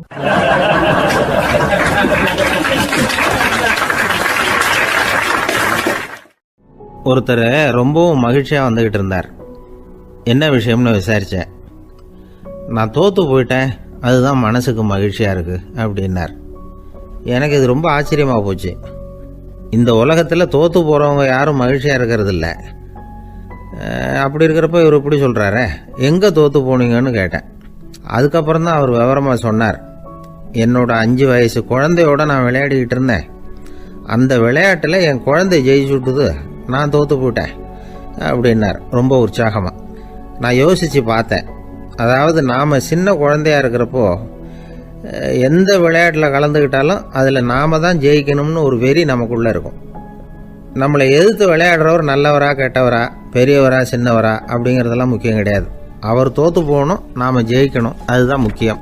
எதிரியை சந்தோஷப்படுத்த விளையாடுகிற கலை அப்போ நமக்கு தெரியறதில்ல. வாழ்க்கையில் ஒரு பக்குவம் வந்ததுக்கு அப்புறம் வெற்றி பெறணுங்கிற மன அழுத்தம் போயிடுது. போட்டியில் ஜெயிக்கணுங்கிறத விட குழந்தைய சந்தோஷப்படுத்தணுங்கிறது முக்கியமாக போச்சு. ஜெயிக்கணுங்கிற வெறி ஓடி போட்டுது. ஒரு குழந்தையாக இருந்தப்போ நம்ம வளர்ச்சிக்கு உதவிய வெறி பெரியவனானதுக்கு பிறகு நமக்கு எதிரியாக மாறுது. அதை சரியான சமயத்தில் நாம் புரிஞ்சுக்கிட்டோம்னா போதும், நாம் பொழைச்சிக்கலாம். ஒவ்வொரு மனுஷனுமே வாழ்க்கையோட அடுத்த கட்ட வளர்ச்சியில் அடி எடுத்து வைக்கிற நேரத்தில் தன்கிட்ட இருந்து ஏதோ ஒரு குணத்தை அல்லது தன் குணம் இருந்த ஏதோ ஒரு உறவை நாம் இழக்கத்தான் வேண்டியிருக்குது. ஒரு கட்டம் வரைக்கும் உதவியாக இருந்த குணம் அடுத்த கட்டத்துக்கு தடையாக கூட மாறிடலாம். இந்த பரிமாண மாற்றத்துக்கு உள்ளாகிற ஒவ்வொருத்தரும் பிரத்யட்சமாக இதை உணர்றாங்க. ஆனால் பல பேர் எப்படின்னா பழசை திறந்துவிட்டு புதிய கொள்கைகளை உருவாக்கிக்கிறதுக்கு இஷ்டம் இல்லாமல் இருந்துடுறாங்க, அல்லது அப்படி செய்ய முடியாமல் தவிக்கிறாங்க. இதையெல்லாம் மீறி அந்த பழசை திறந்துட்டா அதை இழந்ததால் உண்டாகிற மன அழுத்தம் சில காலத்துக்கு வருத்திக்கிட்டு தான் இருக்கும், வேறு வழி இல்லை. ஆரோக்கியமான ஒரு முன்னேற்றத்துக்காக அந்த மன அழுத்தத்தை தாங்கிக்கத்தான் வேணும் அப்படிங்கிறாரு அந்த உலக புகழ்பெற்ற மேதை ஒருத்தர், இந்த ஸ்காட் பெக் அப்படிங்கிறவர். பிறந்த நாள் முதல் இதுதான் சரி அப்படின்னு கற்பிக்கப்பட்டு வந்த ஒவ்வொரு தத்துவத்தையும் தங்களுடைய வளர்ச்சிக்கு தகுந்த மாதிரி மாற்றி அர்த்தப்படுத்தி கொள்ள முடியாமல் வாழ்க்கை சூழல்ல அப்படியே அரைப்பட்டு தூளாகிறவர்கள் தான் ரொம்ப தவிக்கிறாங்களாம். இதுதான் அவருடைய கருத்து. பெரும்பாலும் மனிதர்களுடைய நடுத்தர வயசில், அதாவது 30 தாண்டுகிற சமயத்தில் தான் இந்த தவிப்பு உண்டாகுதான். இதை தான் மேற்கத்திய நாடுகளில் அடிக்கடி மிட் லைஃப் கிரைசிஸ் அப்படின்னு சொல்கிறாங்க. அப்பப்போ பழசையெல்லாம் தொலைச்சி விட்டு புதுசாக பிறக்கிறதுக்கு கற்றுக்கணும். ஒவ்வொரு நிமிஷத்தையும் அந்த நிமிஷத்துக்கு ஏற்ற சித்தாந்தம் கொண்டவர்களாக சந்திப்போம் அப்படிங்கிறார் அந்த உளவியல் நிபுணர். இப்படி பழகிக்கிட்டால் வாழ்க்கை இன்பமயம், இல்லைன்னா தவிப்பு மயம்தான். பழசை தொலைக்க முடியாதவர்களில் எத்தனையோ பேர் உண்டு, எத்தனையோ ரகம் உண்டு. அதில் வேடிக்கையான நண்பர்களும் உண்டு. ஒருத்தர் நண்பர் வீட்டுக்கு போனார். அவர் ஏதோ இனிப்பு பலகாரம் கொடுத்து சாப்பிட சொல்லியிருக்கிறாங்க அவங்க வீட்டில். இவர் சாப்பிட்டு பார்த்துட்டு சொன்னாராம், சார் 6 மாதத்துக்கு முன்னாடி ஒரு தடவை இங்கே வந்தேன், அப்போது ஒரு இனிப்பு பலகாரம் கொடுத்தீங்க, அது இதை விட நல்லா இருந்தது சார் அப்படின்னாராம். அப்போ செஞ்ச அதே இனிப்பு பலகாரம் தான் சார் இதுவும் அப்படின்னாராம் அவர்.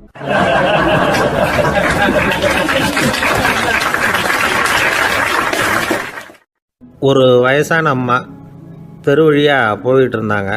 அவங்க கையில் எண்ணத்தையோ வச்சுக்கிட்டு அதை அடிக்கடி பார்த்துக்கிட்டே இருந்தாங்க. ஒருத்தன் மெதுவாக அவங்கக்கிட்ட போய் கையில் இருக்கிறது என்ன அப்படின்னு எட்டி பார்த்தா அவங்க கையில் 4 பல் இருந்துதான். இவன் ஆச்சரியமாக அந்த அம்மாவை பார்த்தான். ஏம்மா உனக்கு என்ன பைத்தியமா, ஏது இந்த பல், இதை என்னத்துக்காக கையில் வச்சுக்கிட்டு அலைஞ்சிக்கிட்டு இருக்கிற அப்படின்னு கேட்டிருக்கான். அதுக்கு அந்த அம்மா விவரம் சொல்ல ஆரம்பித்தாங்களாம். இதை பாருப்பா, எனக்கு ஒரு மகன் இருந்தான், அவனை ரொம்ப செல்லமாக வளர்த்தேன். அவனை தரையிலேயே நடக்க விடுறதில்ல, எப்பவும் தூக்கி வச்சுக்கிட்டு இருப்பேன். அவன் நல்லா பெரியவனாகி பள்ளிக்கூடம் போகிறப்ப கூட அவன் புஸ்தகம் மூட்டையை நான் தான் சுமந்துக்கிட்டு போவேன். பார்க்குறவங்க கூட கேலி பண்ணுவாங்க, ஏம்மா படிக்க போகிறது நீயா உன் பிள்ளையான்னு கேட்பாங்க. அவன் இன்னைக்கு எவ்வளவோ பெரிய மனுஷன் ஆகிட்டான், வெளிநாட்டில் பெரிய உத்தியோகத்தில் இருக்கான். சமீபத்தில் இங்கே வந்துட்டு போனான். ஒரு நாள் ஏதோ கோபத்தில் என்ன அரைஞ்சுட்டான். அப்போ இந்த 4 பல்லும் கீழே விழுந்துட்டுது. இன்னமும் கூட விழுந்திருக்கும், ஆனால் பல்லு தான் இல்லை. என் புள்ள அரைஞ்சதுனால விழுந்த பல்லு இல்லையா அது, அதனால் இதை எப்பவும் என் கையிலேயே வச்சுக்கிட்டு ஆசையோடு பார்த்துக்கிட்டு இருக்கிறேன். அவன் தான் வெளிநாட்டுக்கு போட்டான், அவனை பார்க்க முடியாத ஏக்கத்தை நான் இந்த பல்லை பார்த்து போக்கிக்கிறேன் அப்படின்னு நாங்களாம் அந்த அம்மா. இந்த கதை எதுக்காகன்னா, தாய் அன்பு அப்படிங்கிறது எப்படிப்பட்டதுங்கிறத புரிஞ்சுக்கிறதுக்காக. கல்யாணம் ஆனதுக்கு அப்புறம் தாயை மறந்து விடுறவங்க எத்தனை பேர் இந்த உலகத்தில், அவங்க காதில் விழணுங்கிறதுக்காக தான் இந்த தகவல். ஆனால் ஒரு விஷயம் மட்டும் நல்லா புரிஞ்சுக்கணும், தாயை மதிக்க தெரிஞ்சவங்க தான் இன்றைக்கி வாழ்க்கையில் எல்லா விதத்துலேயும் முன்னுக்கு வந்திருக்கிறாங்க. வேணும்னா விசாரித்து பார்த்துக்குங்க. இன்னொரு அம்மா இருந்தாங்க. அவங்க தினமும் ஒரு கோயிலுக்கு வருவாங்க. சாமியை பார்த்து, கடவுளே நான் இறந்து போனால் நரகத்துக்கு போகணும் அப்படின்னு வேண்டிக்குவாங்களாம். எல்லோரும் சொர்க்கத்துக்கு போகணும்னு தானே கடவுள்கிட்ட வேண்டிக்குவாங்க. இந்த அம்மா தினம் நான் நரகத்துக்கு போகணும் அப்படின்னு வேண்டிக்கிறாங்க. அங்கே இருந்த அர்ச்சகருக்கு இது சந்தேகம். ஒரு நாள் அதை நேரடியாகவே அவங்கக்கிட்ட கேட்டுவிட்டார். அதுக்கு அந்த அம்மா பதில் சொன்னாங்களாம், ஐயா, எனக்கு கல்யாணம் ஆகி ரொம்ப நாள் வரைக்கும் குழந்தை பாக்கியம் இல்லாமல் இருந்தது. கோயில் குளம் எல்லாம் சுற்றி வந்தேன். ரொம்ப நாள் கழித்து ஒரு குழந்தை பிறந்தது, ஆண் குழந்தை. அவனை நான் ரொம்ப செல்லம் கொடுத்து வளர்த்தேன். அதோட விளைவு என்ன ஆச்சுன்னா, அவன் ரொம்ப மோசமாக ஆயிட்டான். கெட்ட பழக்க வழக்கம்லாம் கற்றுக்கிட்டான். அவன் இறந்து போனால் நிச்சயம் அவனுக்கு நரகம்தான் கிடைக்கும். அந்த அளவுக்கு கெட்டவன் அவன். அப்படிப்பட்ட காரியங்கள்லாம் பண்ணிகிட்ருக்கான், எனக்கு தெரியும். இவனுக்காக நரகத்தில் கூட யாரும் தயவு காட்ட மாட்டாங்க, தாட்சண்யம் காட்ட மாட்டாங்க. அதனால் இவனுக்கு முந்தி நான் இறந்து நரகத்துக்கு போயிட்டா அங்கே இவனை கவனிச்சிக்கலாமே, இவனுக்கு பணிவிடை செய்யலாமேன்னு பார்க்குறேன் அப்படின்னு நாங்களாம். அதனால தான் நான் நரகத்துக்கு போகணும்னு தினம் ஆண்டவனை வேண்டிகிட்டு இருக்கிறேன் அப்படின்னு கண்கலங்கி அந்த அம்மா சொன்னாங்களாம். அதுதான் தாய் உள்ளம்ங்கிறது. தாயின் பெருமையை சரியாக உணர்ந்துட்டா அவங்களுக்கு எப்பவும் எந்த கஷ்டமும் வராது. இது ஏதோ உபதேசத்துக்காக சொல்கிற வார்த்தை இல்லை, உண்மையான வார்த்தை. இந்த விவரத்தையெல்லாம் நண்பர் ஒருத்தர்கிட்ட சொல்லிக்கிட்டு இருந்தேன். அவர் கொஞ்ச நாள் கழித்து என்னை தேடி வந்தார். அவர் கையிலேயே 4 பல்லு வச்சுருந்தார். என்னங்க ஆச்சு, ஏதுங்க அந்த பல்லு அப்படின்னு விசாரித்தோம். உங்கள் உபதேசத்தை கேட்டுவிட்டு இந்த உலகத்தில் எல்லாரையும் தாயாக நினைக்க ஆரம்பிச்சிட்டேன். ஒரு அம்மாவை கடத்தரில் பார்த்து தாயேன்னு கூப்பிட்டேன். அவங்க உடனே பலார்னு என்னை அரைஞ்சிட்டாங்க. பல்லு விழுந்துட்டுது. அதை தான் பொறுக்கி எடுத்துக்கிட்டு நேராக உங்களை தேடி வந்துக்கிட்டு இருக்கிறேன்னார். தாயேன்னு தானே கூப்பிட்டீங்க, அதுக்கு ஏன் அரைஞ்சாங்க அப்படின்னு கேட்டோம். நான் தாயேன்னு கூப்பிட்டது அவங்க காதில் நாயேன்னு விழுந்துட்டு தான், அதுதான் இப்படி ஆயிட்டுது அப்படின்னார்.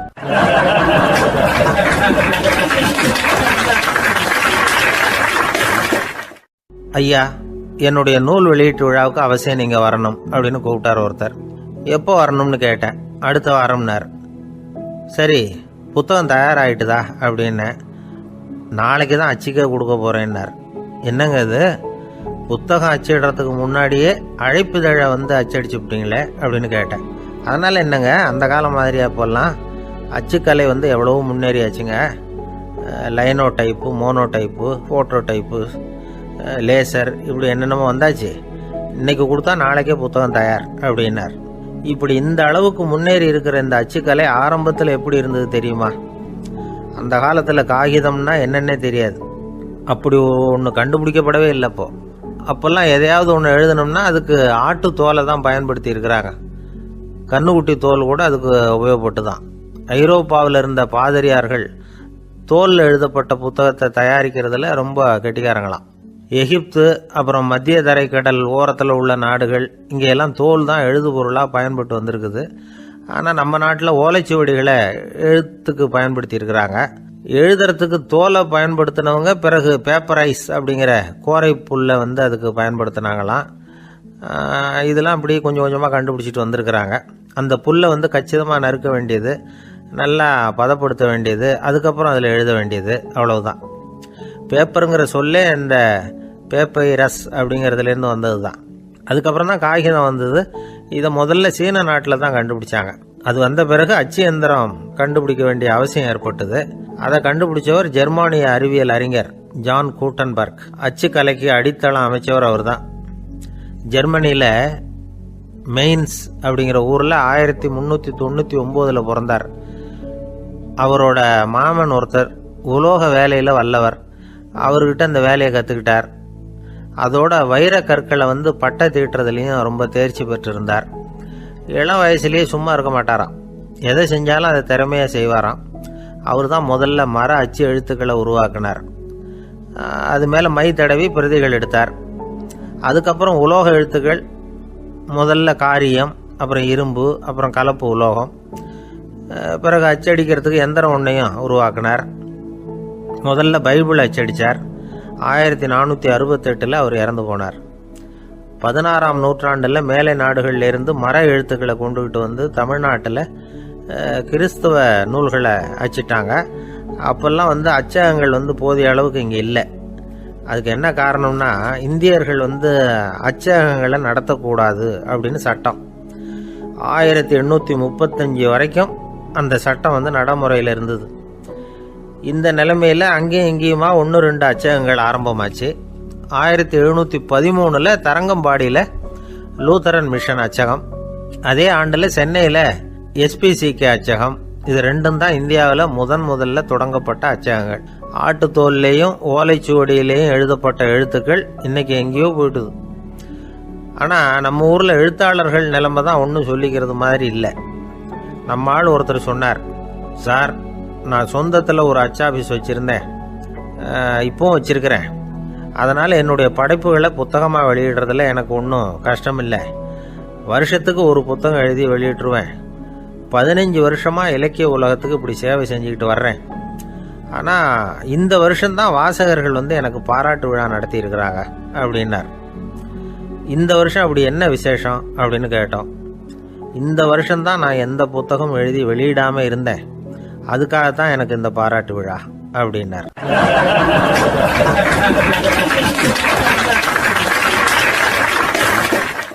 ஒரு ஆஃபீஸில் வேலை பார்க்குற ஒருத்தர் ஏதோ தப்பு பண்ணிவிட்டார். உடனே மேல் அதிகாரி அவரை கூப்பிட்டு அனுப்புனார். நீ செஞ்சது தப்புன்னார் கோபமாக. இது ஒரு ரகம். சில அதிகாரிகள் இப்படி நீங்கள் செஞ்சது தப்புன்னு சொல்கிறதில்ல, நீங்கள் செஞ்சது சரி அப்படின்னு சொல்கிறதில்ல. எப்படி சொல்லுவாங்கன்னா, நீங்கள் செஞ்சது சரியில்லைன்னு நான் நினைக்கிறேன் அப்படின்னு சொல்லுவாங்களாம். அதாவது சில பேர் நீங்கள் செஞ்சது தப்புங்கிறாங்க, அதையே மாற்றி சொல்கிறாரு இவர், நீங்கள் செஞ்சது சரியில்லைன்னு நினைக்கிறேன். இது ரெண்டும் அர்த்தம் ஒன்று தான், இருந்தாலும் வார்த்தைகள் வித்தியாசம். நிர்வாக திறமை இல்லாத ஒரு அதிகாரி யூ ஆர் ராங் அப்படின்னு சொல்லுவாராம். நிர்வாக திறமை உள்ள அதிகாரியாக இருந்தால் அதையே கொஞ்சம் மாற்றி I think you are not correct அப்படிம்பாராம். இதுதான் வித்தியாசம். இருந்தாலும் வார்த்தைகளை உபயோகப்படுத்துகிற விதத்தை வச்சு தான் வேலை நல்லா நடக்கிறதும் நடக்காததும் இருக்கு. விவரம் தெரிஞ்சவங்க என்ன சொல்கிறாங்க தெரியுமா? Be a leader not a boss அப்படிங்கிறாங்க. ஒரு லீடராக பாஸாக இருக்காதே அப்படிங்கிறாங்க. சரி, அப்படின்னா லீடருக்கும் பாஸுக்கும் வித்தியாசம் உண்டா அப்படின்னு கேட்டால் இருக்குன்னு சொல்கிறாங்க. லீடருங்கிறவர் வேற, பாஸுங்கிறவர் வேற. ஒரு லீடர் எப்படி நடந்துக்குவார், ஒரு பாஸ் எப்படி நடந்துக்குவார், இதை முதல்ல நாம் தெரிஞ்சுக்கணும். அவங்க எப்படி நடந்துக்குவாங்க அப்படிங்கிறதுக்கு சில விவரங்கள் இருக்குது. அதை கேட்டோம்னா நாம் புரிஞ்சுக்கலாம் அதை. அதாவது பாஸுங்கிறவர் விரட்டிக்கிட்டே இருப்பார், லீடருங்கிறவர் ஊக்கப்படுத்திக்கிட்டே இருப்பார். நாளைக்கு சாயந்தரத்துக்குள்ளே அந்த வேலையை செஞ்சு முடிக்கலைன்னா தொலைச்சி விடுவோம் தொலைச்சி அப்படிம்பார் அவர். இவர் எப்படி சொல்லுவார்னா, இது வரைக்கும் நீங்கள் செஞ்சுருக்கிற வேலை ரொம்ப அற்புதம் அப்படிம்பார். பாஸுங்கிறவர் அதிகாரத்தை நம்பி செயல்படுறவர், லீடருங்கிறவர் நல்லெண்ணத்தை நம்பி செயல்படுறவர். நம்மக்கிட்ட அதிகாரம் இருக்குது, பவர் இருக்குது, அதனால் காரியத்தை சாதிச்சுடலாம் அப்படின்னு நினைக்கிறவர் அவர். மற்றவங்க கிட்ட ஒரு நல்ல அபிப்பிராயத்தை சம்பாதிச்சுக்கிட்டு அது மூலமாக காரியங்களை சாதிக்கிறவர் இவர். பாஸுங்கிறவர் பயத்தை உண்டு பண்ணுவார், லீடருங்கிறவர் அன்பை பரவ செய்வார். அது செய்யலைன்னா ஆடிட்டில் தகராறாயிடும், இது செய்யலைன்னா இன்க்ரிமெண்ட்டு கட் ஆகிடும், இப்படி ஏதாவது சொல்லி பயமுறுத்திக்கிட்டே இருப்பார் அவர். இவர் அப்படி இல்லை. உடம்பு இப்படி இருக்குது, வீட்டில் எல்லோரும் சௌக்கியமாக இருக்கிறாங்களா, ஆஃபீஸில் எல்லாம் வசதியாக இருக்குதா, நான் ஏதாவது உதவி செய்யணுமா அப்படின்னு அன்புக்கு முக்கியத்துவம் கொடுப்பார். பாஸுங்கிறவர் எதுக்கு எடுத்தாலும் நான் சொல்லிகிட்டு இருப்பார், லீடருங்கிறவர் நாமன்னு சொல்லிகிட்டு இருப்பார். பாஸுங்கிறவர் தப்புக்கு காரணம் யாருன்னு பார்ப்பார், லீடருங்கிறவர் தப்பு என்னன்னு பார்ப்பார். இதுதான் ரெண்டு பேருக்கு வித்தியாசம். The boss shows who is wrong, the leader shows what is wrong அப்படின்னு சொல்லுவாங்க. இந்த காரியம் எப்படி செய்யப்பட்டிருக்கு அப்படின்னு தெரிஞ்சுக்கிறவர் பாஸ். இந்த காரியத்தை எப்படி செய்யணும்னு செஞ்சு காட்டுறவர் லீடர். பாஸுங்கிறவர் பணியாளர்களை திட்டுவார், லீடர் மரியாதைக்குரியவராக நடத்துவார், அதுக்குரியவராக அவர் நடந்துக்குவார். செய்கிற வேலையை ஒரு சுமையாக நினைக்க வைக்கிறவர் பாஸ், செய்கிற வேலையை ஒரு சந்தோஷமாக ஆக்கிறவர் லீடர். ஒரு முதலாளியாக இருக்கிறவர் அல்லது ஒரு நிர்வாகியாக இருக்கிறவர் இது மாதிரியான நுணுக்கங்களையெல்லாம் தெரிஞ்சு வச்சுக்கிறது நல்லது. ஒரு பாஸ் இருக்கார், அவர் ஒரு நாள் ரொம்ப பெருமையாக தன்னோட ஆஃபீஸை பற்றி பேசிக்கிட்டு இருந்தார். எனக்கு கீழே 200 பேர் வேலை செய்கிறாங்க சார், நான் ஒரு கோடு கிழிச்சா அவங்க அதை தாண்டாத அளவுக்கு நான் நடந்துக்கிறேன் சார் அப்படின்னார் அவர். அது எப்படி முடியுது உங்களால் அப்படின்னு கேட்டோம். நான் கோடே கிழிக்கிறதில்ல சார் அப்படின்னார்.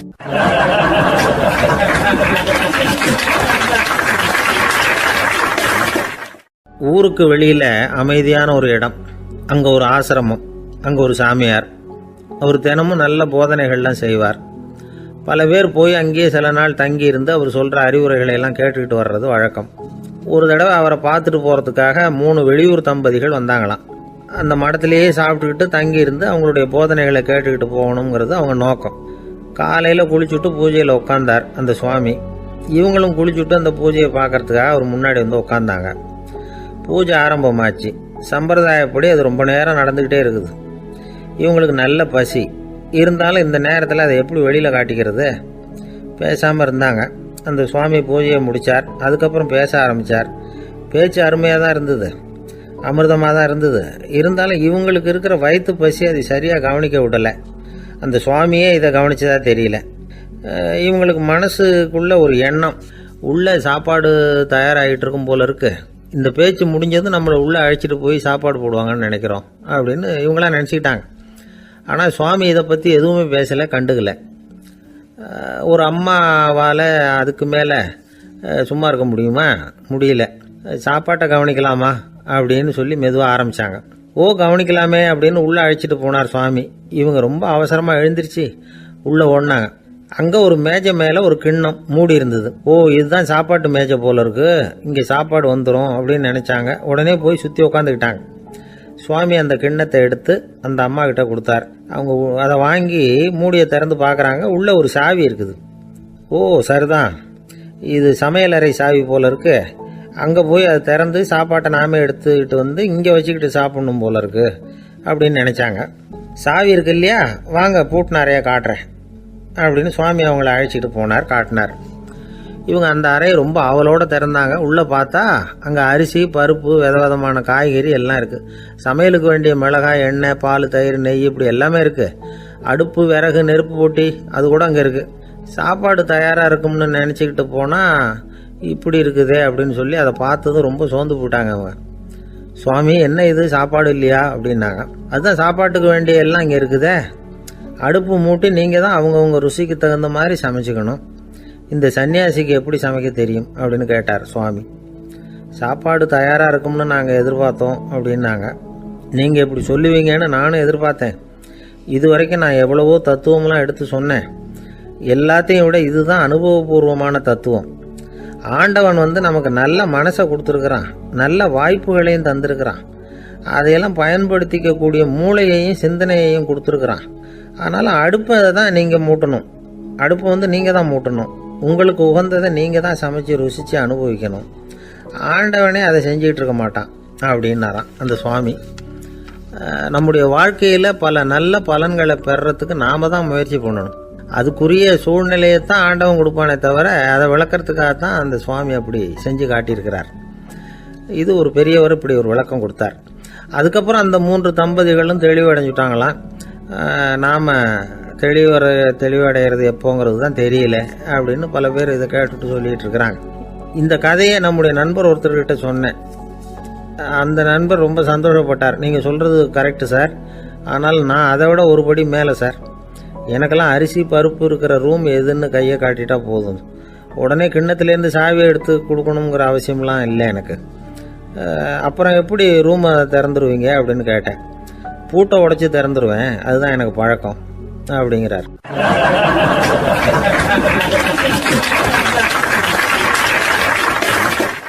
ஒருத்தர் மனசில் நிம்மதி இல்லாமல் உட்காந்துருந்தார். என்ன சார் விஷயம் அப்படின்னு விசாரித்தேன். அகலக்கால் வச்சுட்டேன், அதுதான் அவதிப்படுறேன்னார். விவரமாக சொல்லுங்கன்னு. வீடு கட்டணும்னு ஆரம்பித்தேன், வேலை பாதியிலேயே நிற்கிது, கையில் பணம் இல்லை அப்படின்னார்.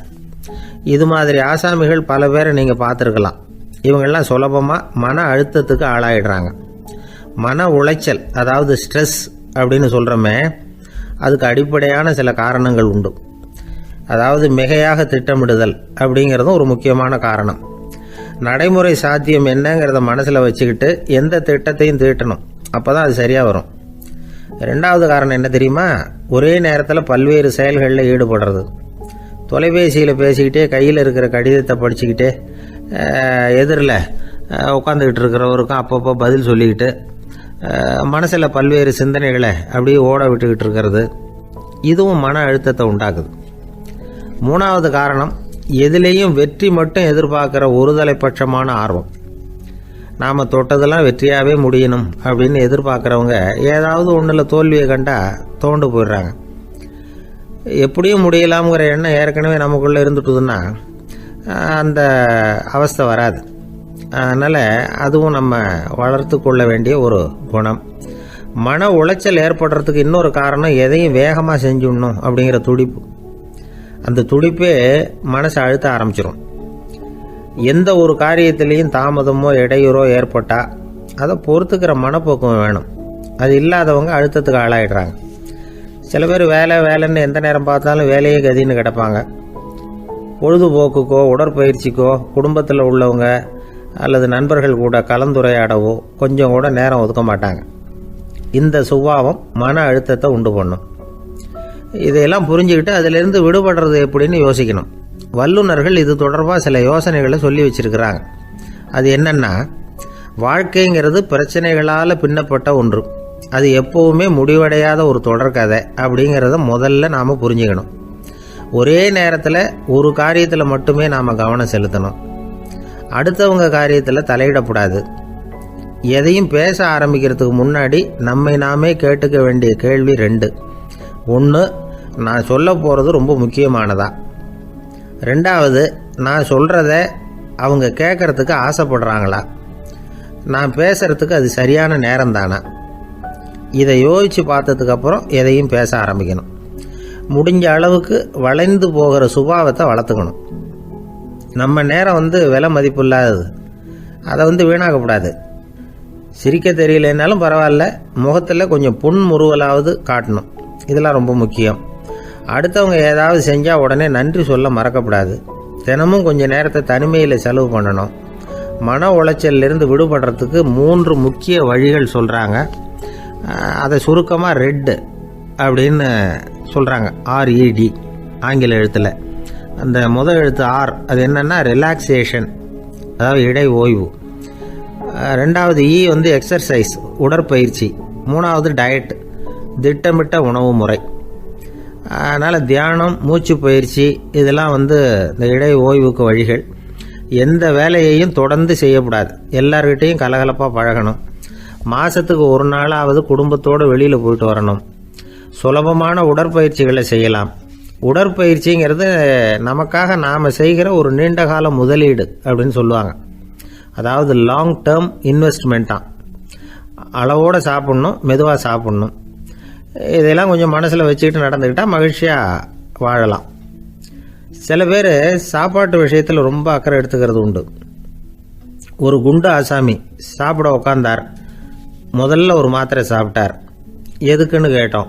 பசி எடுக்கிறதுக்குன்னார். சாப்பிட்டு முடித்தார். பிறகு மறுபடியும் ஒரு மாத்திரை சாப்பிட்டார். இது எதுக்குன்னு கேட்டோம். சாப்பிட்டது ஜீரணமாகறதுக்கு அப்படின்னார்.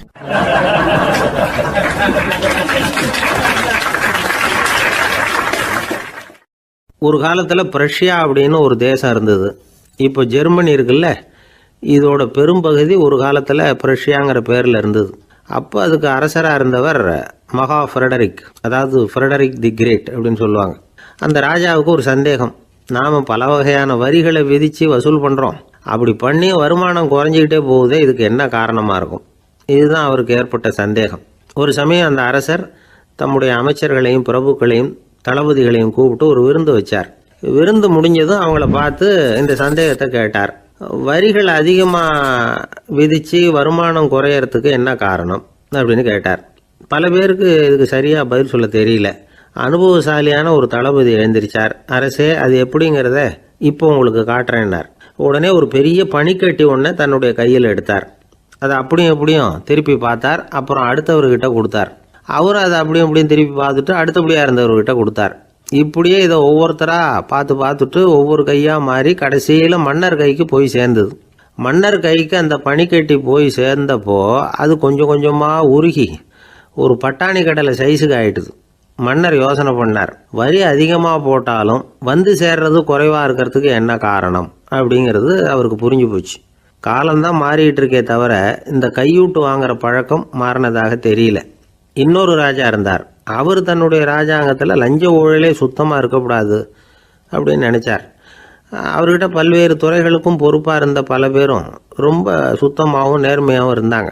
ஒரே ஒருத்தர் மட்டும் எல்லார்கிட்டையும் லஞ்சம் வாங்கிட்டே இருந்தார். அவரை வேறு துறைகளுக்கு மாற்றி பார்த்தாரு. அந்த ராஜா என்னென்னமோ பண்ணி பார்க்குறாரு. எந்த வேலையை கொடுத்தாலும் அதுலேயும் லஞ்சம் வாங்குறதுக்கு ஒரு வழியை உண்டு பண்ணிக்குவார் அந்த ஆள். ராஜாவுக்கு இது ஒரு பெரிய தலைவலியாக போட்டுது. இவர் என்ன பண்ணுறது, இவருக்கு என்ன வேலையை கொடுக்கறது, கொஞ்சம் கூட லஞ்சம் வாங்குறதுக்கு சான்ஸே இல்லாத ஒரு வேலையை கொடுக்கணும் அப்படின்னு திட்டம் போட்டார். ஒரு நாள் அவருக்கு அந்த உத்தரவும் போட்டுட்டார். அதாவது அவருக்கு என்ன வேலைன்னா, கடற்கரையில் தான் அவருக்கு ஆஃபீஸ். அங்கேயே இருந்துக்க வேண்டியது. தினமும் எத்தனை கடல் அலை கரையில் வந்து மோதுது அப்படிங்கிறத கணக்கு எடுத்து ராஜாவுக்கு தெரிவிக்க வேண்டியது. இதுதான் அவருக்கு வேலை. பேசாமல் அலையை எண்ணிட்டு உட்காந்துருக்கிட்டோம், அப்போவாவது அவர் லஞ்சம் வாங்குகிற சந்தர்ப்பம் இல்லாமல் போயிடும் அவருக்கு அப்படின்னு நினச்சார் ராஜா. இந்த ஆள் கடற்கரைக்கு போய் டியூட்டியில் ஜாயின் பண்ணிட்டார். ஒரே மாதத்தில் அங்கே சொந்தமாக ஒரு பிரம்மாண்டமான மாளிகை கட்டிவிட்டார். ராஜாவுக்கு இது பெரிய ஆச்சரியமாக போச்சு. அலையை என்ற வேலையில் அந்த ஆள் எப்படி பணம் சம்பாதிச்சார் அப்படின்னு விசாரித்து பார்த்தார் அக்கம் பக்கத்தில். அந்த ஆள் என்ன பண்ணியிருக்கிறாருன்னா, கடற்கரையில் போய் பொறுப்பை ஏற்றுக்கிட்ட உடனே அங்கே இருந்த மீனவர்கள்கிட்ட எல்லாம் இந்த கரையில் வந்து ஒரு நாளில் வந்து மோதுற அலைகள் எத்தனை அப்படின்னு கேட்டிருக்காரு. அது எப்படிங்க தெரியும்னு இருக்காங்க அவங்க. தினமும் அந்த எண்ணிக்கை தெரியணும். நம்ம ராஜாவுக்கு தினமும் அறிக்கை அனுப்பணும், டெய்லி ரிப்போர்ட்டு. தவறுனா நீங்கள் இந்த கடலில் போய் மீன் பிடிக்கிறதுக்கு ராஜாவோட அனுமதி கிடைக்காது அப்படின்ட்டுருக்காரு. உடனே மீனவர்களும் பயந்து போட்டாங்க. கடலுக்கு போகிறதுக்கு அனுமதி இல்லைன்னா பட்டினி கிடக்கிறது மாதிரி ஆகிடுமே. மெதுவாக அந்த ஆளுகிட்ட போனாங்க, காதோட காதாக சொன்னாங்க, ஐயா எங்களால் வந்து கடல் அலையை வந்து எண்ண முடியாது. தினமும் எங்களால் முடிஞ்சதை உங்களுக்கு பணமாக கொடுத்துட்றோம். நீங்கள் தான் ராஜா கிட்ட சிபாரிசு பண்ணி நாங்கள் தொடர்ந்து மீன் பிடிக்கிறதுக்கு அனுமதி வாங்கி கொடுக்கணும் அப்படின்னு வேண்டிக்கிட்டாங்க. பணம் தினமும் வந்து சேர ஆரம்பிச்சுட்டுது. பதவியில் மற்ற பதவியோட இந்த பதவி எவ்வளவோ மேல் அப்படின்னு நினச்சிட்டான் அந்த ஆள். அது மட்டும் இல்லை, தயவு பண்ணி என்னை இந்த இடத்த விட்டு மாற்றி விடாதீங்க சார் அப்படின்னு வேற கேட்க ஆரம்பிச்சிட்டானா.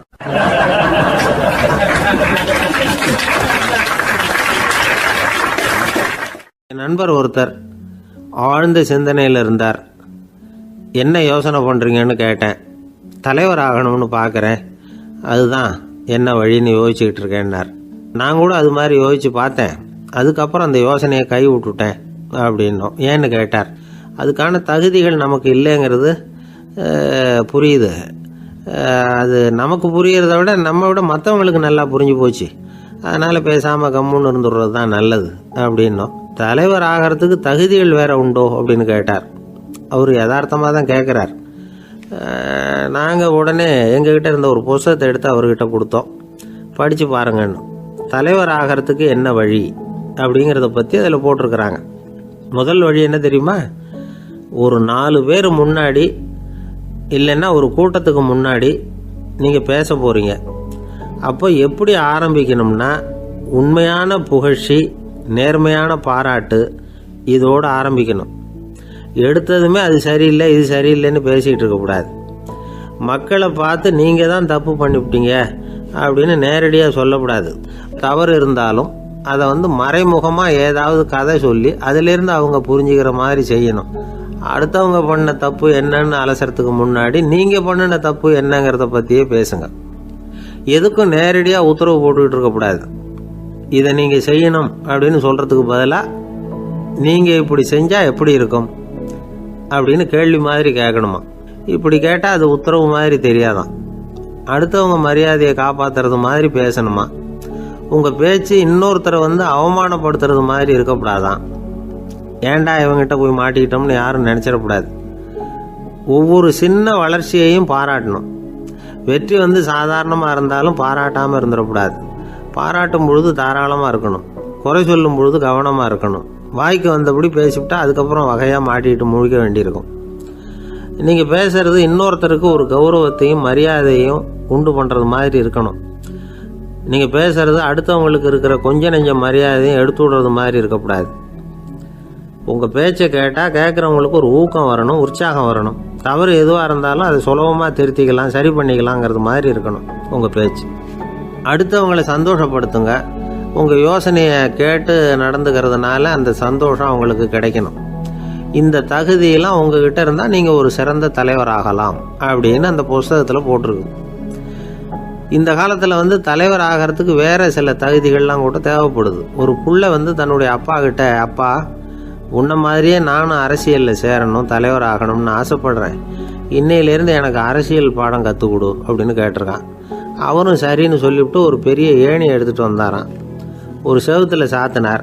இந்த ஏணியில் ஏறி உயர போய் அங்கே பரன் மேலே இருக்கிற ஒரு புத்தகத்தை எடுத்துகிட்டு வாடான் இருக்கார் மகனை பார்த்து. அப்பா, ஏணி ரொம்ப உயரமாக இருக்குது, நீ ஜாக்கிரதையாக இதை பிடிச்சிக்கோ, நான் ஏறி போகிறேன் அப்படின்னு நான் பையன். பயப்படாத, நான் பார்த்துக்கிறேன்னார் அப்பா. பையன் ஏணியில் ஏறினா உச்சிக்கு போனதும் அப்பா கையை எடுத்துட்டார். ஏணி அப்படியே சரிஞ்சுட்டுது. பையன் பொத்துன்னு கீழே விழுந்துட்டான். இடுப்பு பிடிச்சிக்கிட்டே எழுந்திரிச்சான். என்னப்பா இது, இப்படி என்னை ஏற விட்டுட்டு கையை விட்டுட்டியே, இப்படி கை விடலாமா அப்படின்னு கத்தியிருக்கான். அப்பா நிதானமாக சொன்னாராம், அவசரப்படாதேப்பா, அரசியலில் இதுதான் முதல் பாடம், பெத்த அப்பனா இருந்தாலும் அவனை நம்பாதே அப்படின்னு உபதேசம் பண்ண ஆரம்பிச்சாராம்.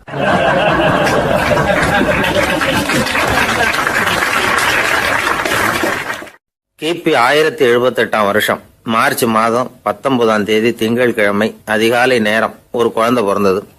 எங்க தெரியுமா? காஸ்பியன் கடலுக்கு தெற்கே பாரசீக மொழி வழங்கிய தபரிஸ்தான் மாநிலத்துல ஜீலான்கிற புனித நகர், அதோட புறநகர் பகுதியில் உள்ள நீப்புங்கிற ஊர்ல தான் அந்த குழந்தை பிறந்தது. அந்த இடம் இப்போ ரஷ்யாவில் இருக்கு. அந்த குழந்தை யாருன்னு நினைக்கிறீங்க? அதுதான் முஹித்தீன் பெருமான், ஆன்மீக சாதனைகள் புரிந்த மகான் முஹித்தீன் ஆண்டகை. தன்னுடைய 18வது வயசுல உயர்கல்விக்காக ஜீலான் நகரத்தை விட்டு பகுதாத் நகரத்துக்கு புறப்பட்டு போறார். இளம் பிராயம் தானே, அதனால துணைக்கு ஒரு வர்த்தக கூட்டத்தோட சேர்ந்து போயிட்டு இருக்கிறார். ரொம்ப தூரம் போகணும். ஒவ்வொரு இடமா தங்கி தங்கி போயிட்டு இருக்கிறாங்க. ஒரு இடத்துல ஒரு கொள்ளை கூட்டம் பயங்கரமான ஆயுதங்களோட அவங்கள வழிமறிச்சுட்டுது. அந்த வர்த்தக கூட்டம் வச்சிருந்த பொருள்களை எல்லாம் அவங்க பறிச்சு விடுறாங்க. இவங்களும் பயந்துகிட்டு இருந்தது எல்லாத்தையும் அவங்க கிட்ட கொடுத்துடுறாங்க. முஹித்தீன் ஆண்டகை மட்டும் இதையெல்லாம் பார்த்துக்கிட்டு தனியா ஒதுங்கி நிற்கிறார். ஒரு 18 வயசு பையன் மட்டும் இப்படி தனியா அநாத சிறுவன் மாதிரி நின்றுட்டு இருக்கிறத அந்த கொள்ளை கூட்டத்தில் இருந்த ஒருத்தன் பாக்குறான். கிட்ட நெருங்கி வர்றான். அலட்சியமாகவும் கிண்டலாகவும் உங்ககிட்ட ஏதாவது இருக்குதா அப்படின்னு கேட்கறான். இவங்கிட்ட என்ன இருக்க போகுது அப்படிங்கிற நம்பிக்கையில அவன் அப்படி கேட்கறான். உடனே இவரு, ஓ இருக்குதே, என்கிட்ட 40 தீனார் இருக்கு அப்படிங்கிறார். இப்படி சொல்லியும் அந்த கொள்ளைக்காரனுக்கு நம்பிக்கை வரல. என்னிடம் விளையாடாத, பொய் சொல்லாத, உண்மையை சொல்லு அப்படிங்கிறான் அவன். உண்மையை தான் சொல்றேன், என்கிட்ட 40 தீனார் இருக்கு அப்படிங்கிறார் இவர். எங்க வச்சிருக்கிற அப்படின்னு கேக்குறான். சட்டையின் விழாப்புறத்துல உள்ள பகுதியில அதை வச்சு தச்சிருக்கிறாங்க அப்படின்னு உண்மையை சொல்றார். உடனே கொள்ளை கூட்ட தலைவன் அதை கத்தியால கீறிப்பார் அப்படின்னு உத்தரவு போடுறான். அந்த சட்டையை கிழிக்கிறாங்க. உள்ள இருந்து 40 பொற்காசுகளும் பொல பொலன்னு கீழே கொட்டுச்சு. அதை பார்த்த உடனே அந்த கொள்ளை கூட்ட தலைவன் மலைச்சு போய் நின்னுட்டான். காசை பார்த்துட்டு அவன் மலைச்சு போல, பொய் பேசாத அந்த பையனோட நேர்மையை பார்த்துட்டு அவன் அப்படி நின்னான். மெதுவா அந்த பையன் கிட்ட வந்தான். ஏன்பா, நீ என்ன பணக்கார குடும்பமா அப்படின்னு கேட்டான். அப்படிலாம் இல்ல, எனக்கு அப்பா இல்ல, அம்மா மட்டும்தான் உண்டு.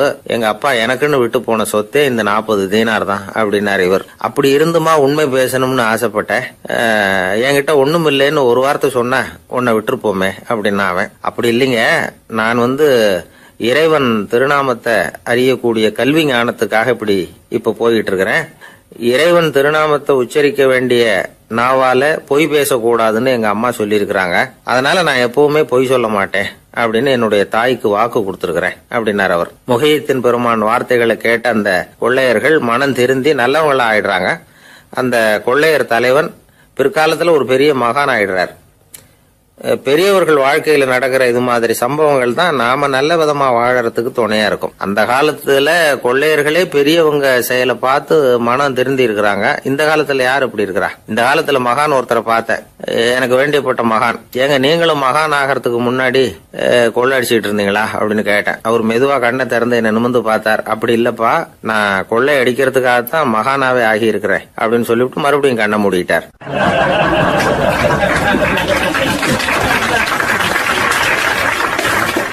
என்னுடைய நீண்டகால நண்பர் ஒருத்தர் வருஷம் தவறாமல் திருநள்ளாறு அப்படிங்கிற திருத்தலத்துக்கு போயிட்டு வர்றது வழக்கம். அங்க என்ன சார் விசேஷம்னு கேட்கறது உண்டு. என்ன இப்படி கேட்குறீங்க? சனி பகவான் நலன் விருப்பப்படி அங்கதானே எழுந்தருளி இருக்கிறார். அவரை போய் பார்த்து ஒரு கும்பிடு போட்டுட்டு வந்தா நம்ம பிடிச்சிருக்கிற சனியெல்லாம் விலகும் அப்படிம்பார். சத்தம் போட்டு சொல்லாதீங்க சார், வீட்டில் வேற யார் காதிலாவது இது விழுந்துற போது அப்படின்னு சொல்றது உண்டு வர்றவங்க. இப்போ நான் சொல்றதுல உள்ள நியாயத்தை புரிஞ்சுக்கிட்டு அவரும் கொஞ்சம் எச்சரிக்கை உணர்வோட நமக்கு நன்றி சொல்லுவார்னு வச்சுங்களேன். அதாவது பார்வை மூலமாவே. அந்த நண்பருக்கு ஆன்மீக விஷயங்கள்ல அதிக ஈடுபாடு உண்டு. அப்பப்போ சில புராண கதைகளை எல்லாம் சொல்றது உண்டு. ரொம்ப சுவாரஸ்யமா இருக்கும். எப்போவுமே புராண விஷயங்களை எல்லாம் அறிவியலுங்கிற தராசில் வச்சு எடை போட்டுட்டு இருக்கக்கூடாது. அப்படி பார்த்தா அதெல்லாம் நம்ப முடியாத வெறும் கற்பனைகளாக தோணும், மூட நம்பிக்கைகளாகவும் தெரியும். புராணங்களை புராணங்களாகவே புரிஞ்சுக்கிறவங்களுக்கு அதெல்லாம் அர்த்தமுள்ள செய்திகளை உள்ளடக்கி இருக்கிறதாக தெரியும். அந்த வகையில் தான் இந்த நண்பரும் நிறைய செய்திகளை சொல்கிறது உண்டு. சனியை போல கொடுக்குறவனும் இல்லை, சனியை போல கெடுக்கிறவனும் இல்லை அப்படின்னு சோதிடர்கள் சொல்லுவாங்க. நாம் ஏதாவது ஒரு வம்புல மாட்டிக்கிட்டா பிடிச்சது சனி அப்படிங்கிறோம். ராவணன் எப்பேற்பட்ட வீரன், அவனே சனி பார்வைப்பட்டது தானே சங்கடப்பட ஆரம்பித்தான் அப்படின்னார் நண்பர். அது எப்படிங்கன்னு கேட்டேன். அவர் சொல்ல ஆரம்பித்தார், இந்த ராவணன் இருக்கானே நவ கிரகங்களையும் பிடிச்சி கொண்டுட்டு வந்து தன்னுடைய சிம்மாசனத்தில் அப்படியே படிகளாக போட்டு வச்சுட்டானா, ஒவ்வொரு படியாக. பாவம் அந்த 9 தேவதைகளும் ஒவ்வொரு படியாக குப்புற கிடக்குறாங்க. நவக்கிரகம் நம்மளை ஆட்டி படைக்குதுன்னு நாம் சொல்லிட்டு இருக்கிறோம். ஆனால் அந்த நவக்கிரகங்களை ராவணன் எப்படி வச்சுருந்தான் பாருங்க. எல்லாரையும் சிம்மாசனத்துக்கு பக்கத்தில் படிப்படியாக போட்டு வச்சிருக்கிறான். காலை அது மேலே வச்சு தான் ஏறி போகணும். வேறு வழி இல்லாமல் எல்லாரும் குப்புற விழுந்து கிடக்குறாங்க. ராவணன் ஒவ்வொரு தடவையும் இவங்க முதுகில் அடி வச்சு ஏறி தான் அந்த சிம்மாசனத்துக்கு போகிறது வழக்கம். இப்படி நடந்துக்கிட்டு இருக்கிறது நாரதர் கண்ணில் போட்டுட்டு தான். அவர் சும்மா இருப்பாரா? யோசனை பண்ணார் என்ன செய்யலாம் அப்படின்னு. ஒரு முடிவு பண்ணிட்டு நேராக ராவணன் கிட்ட போனாராம். ராவணா, நீ நவக்கிரகங்களை பிடிச்சி கொண்டாந்து உன்னுடைய சிம்மாசனத்துக்கு படிகளாக போட்டு வச்சிருக்கிற, அது உன்னுடைய வீரத்தை காட்டுது. இருந்தாலும் ஒரு விஷயத்தை நீ யோசிச்சு பார்க்கணும். ஒவ்வொரு தடவை நீ சிம்மாசனத்துக்கு போகும்பொழுதும் நவக்கிரகங்களின் முதுகல் அடி வச்சு நீ ஏறி போற, அது உனக்கு பெருமை கிடையாது. அவங்களுடைய மார்புல அடி வச்சு ஏறி போகணும், அதுதான் உனக்கு பெருமை அப்படின்னாராம். இவர் சொல்றதும் சரிதானே அப்படின்னு யோசிச்சிருக்கான் ராவணன். உடனே குப்புற கிடந்த நவக்கிரகங்களை திருப்பி மல்லாக்க போட்டான். அவங்க மார்புல அடி வச்சு மேலே ஏறி சிம்மாசனத்துக்கு போனானா. அப்படி போயிட்டு இருக்கும் பொழுது சனி பகவானின் பார்வை அவன் மேலே பட்டுதான். அவ்வளவுதான். என்னாச்சு தெரியுமா? சூர்பனகை தேடி வந்தா. சீதையோட அழகை பற்றி தன்னுடைய அண்ணங்கிட்ட சொல்ல ஆரம்பிச்சுட்டா. விவகாரம் ஆரம்பமாயிட்டது. அதுதான் சனியனுடைய வேலை அப்படின்னு சொல்லி இந்த கதையை சொல்லி முடிச்சார் என்னுடைய நண்பர். ஆக சனியின் பார்வை நம்ம பேல படாமல் பார்த்துக்கிறது தான் நல்லதுங்கிறீங்க அப்படின்னு. ஆமாம் சார், இப்போ கூட நான் உங்கள் வீட்டுக்கு வந்திருக்கிறதே ஒருத்தருடைய பார்வை என் மேலே படக்கூடாதுங்கிறதுக்காகத்தான் அப்படின்னார். யாருங்க அதுன்னு என்னுடைய மாமனார் சார். அவசரத்துக்கு அவர்கிட்ட கொஞ்சம் கடன் வாங்கிவிட்டேன். நம்ம மாப்பிள்ளை தானேன்னு சொல்லி அவர் விட்டு கொடுக்கறதுக்கு தயாராக இல்லை. இன்னைக்கு இப்போ அவர் எங்கள் வீட்டுக்கு வரக்கூடிய நேரம், அதுதான் அவர் பார்வையிலேருந்து படாமல் தப்பிக்கலாங்கிறதுக்காக இங்கே வந்துட்டேன் அப்படின்னார். பார்வை படணும்னு இருந்தால் பட்டுத்தான் தீரும் போல இருக்கு அப்படின்னா. என்ன சார் சொல்கிறீங்கன்னார் ஒன்றும் புரியாமல். நீங்கள் இங்கே தான் வருவீங்கன்னு அவருக்கு ஏற்கனவே தெரியும் போல இருக்கு. அதனால் உங்களுக்கு முன்னாடியே உங்கள் மாமனார் இங்கே வந்துட்டார். அதுவும் அந்த பீரோவுக்கு பக்கத்தில் தான் பின்னாடி மறைஞ்சு நின்றுட்டு இருக்கிறார் அப்படின்னு.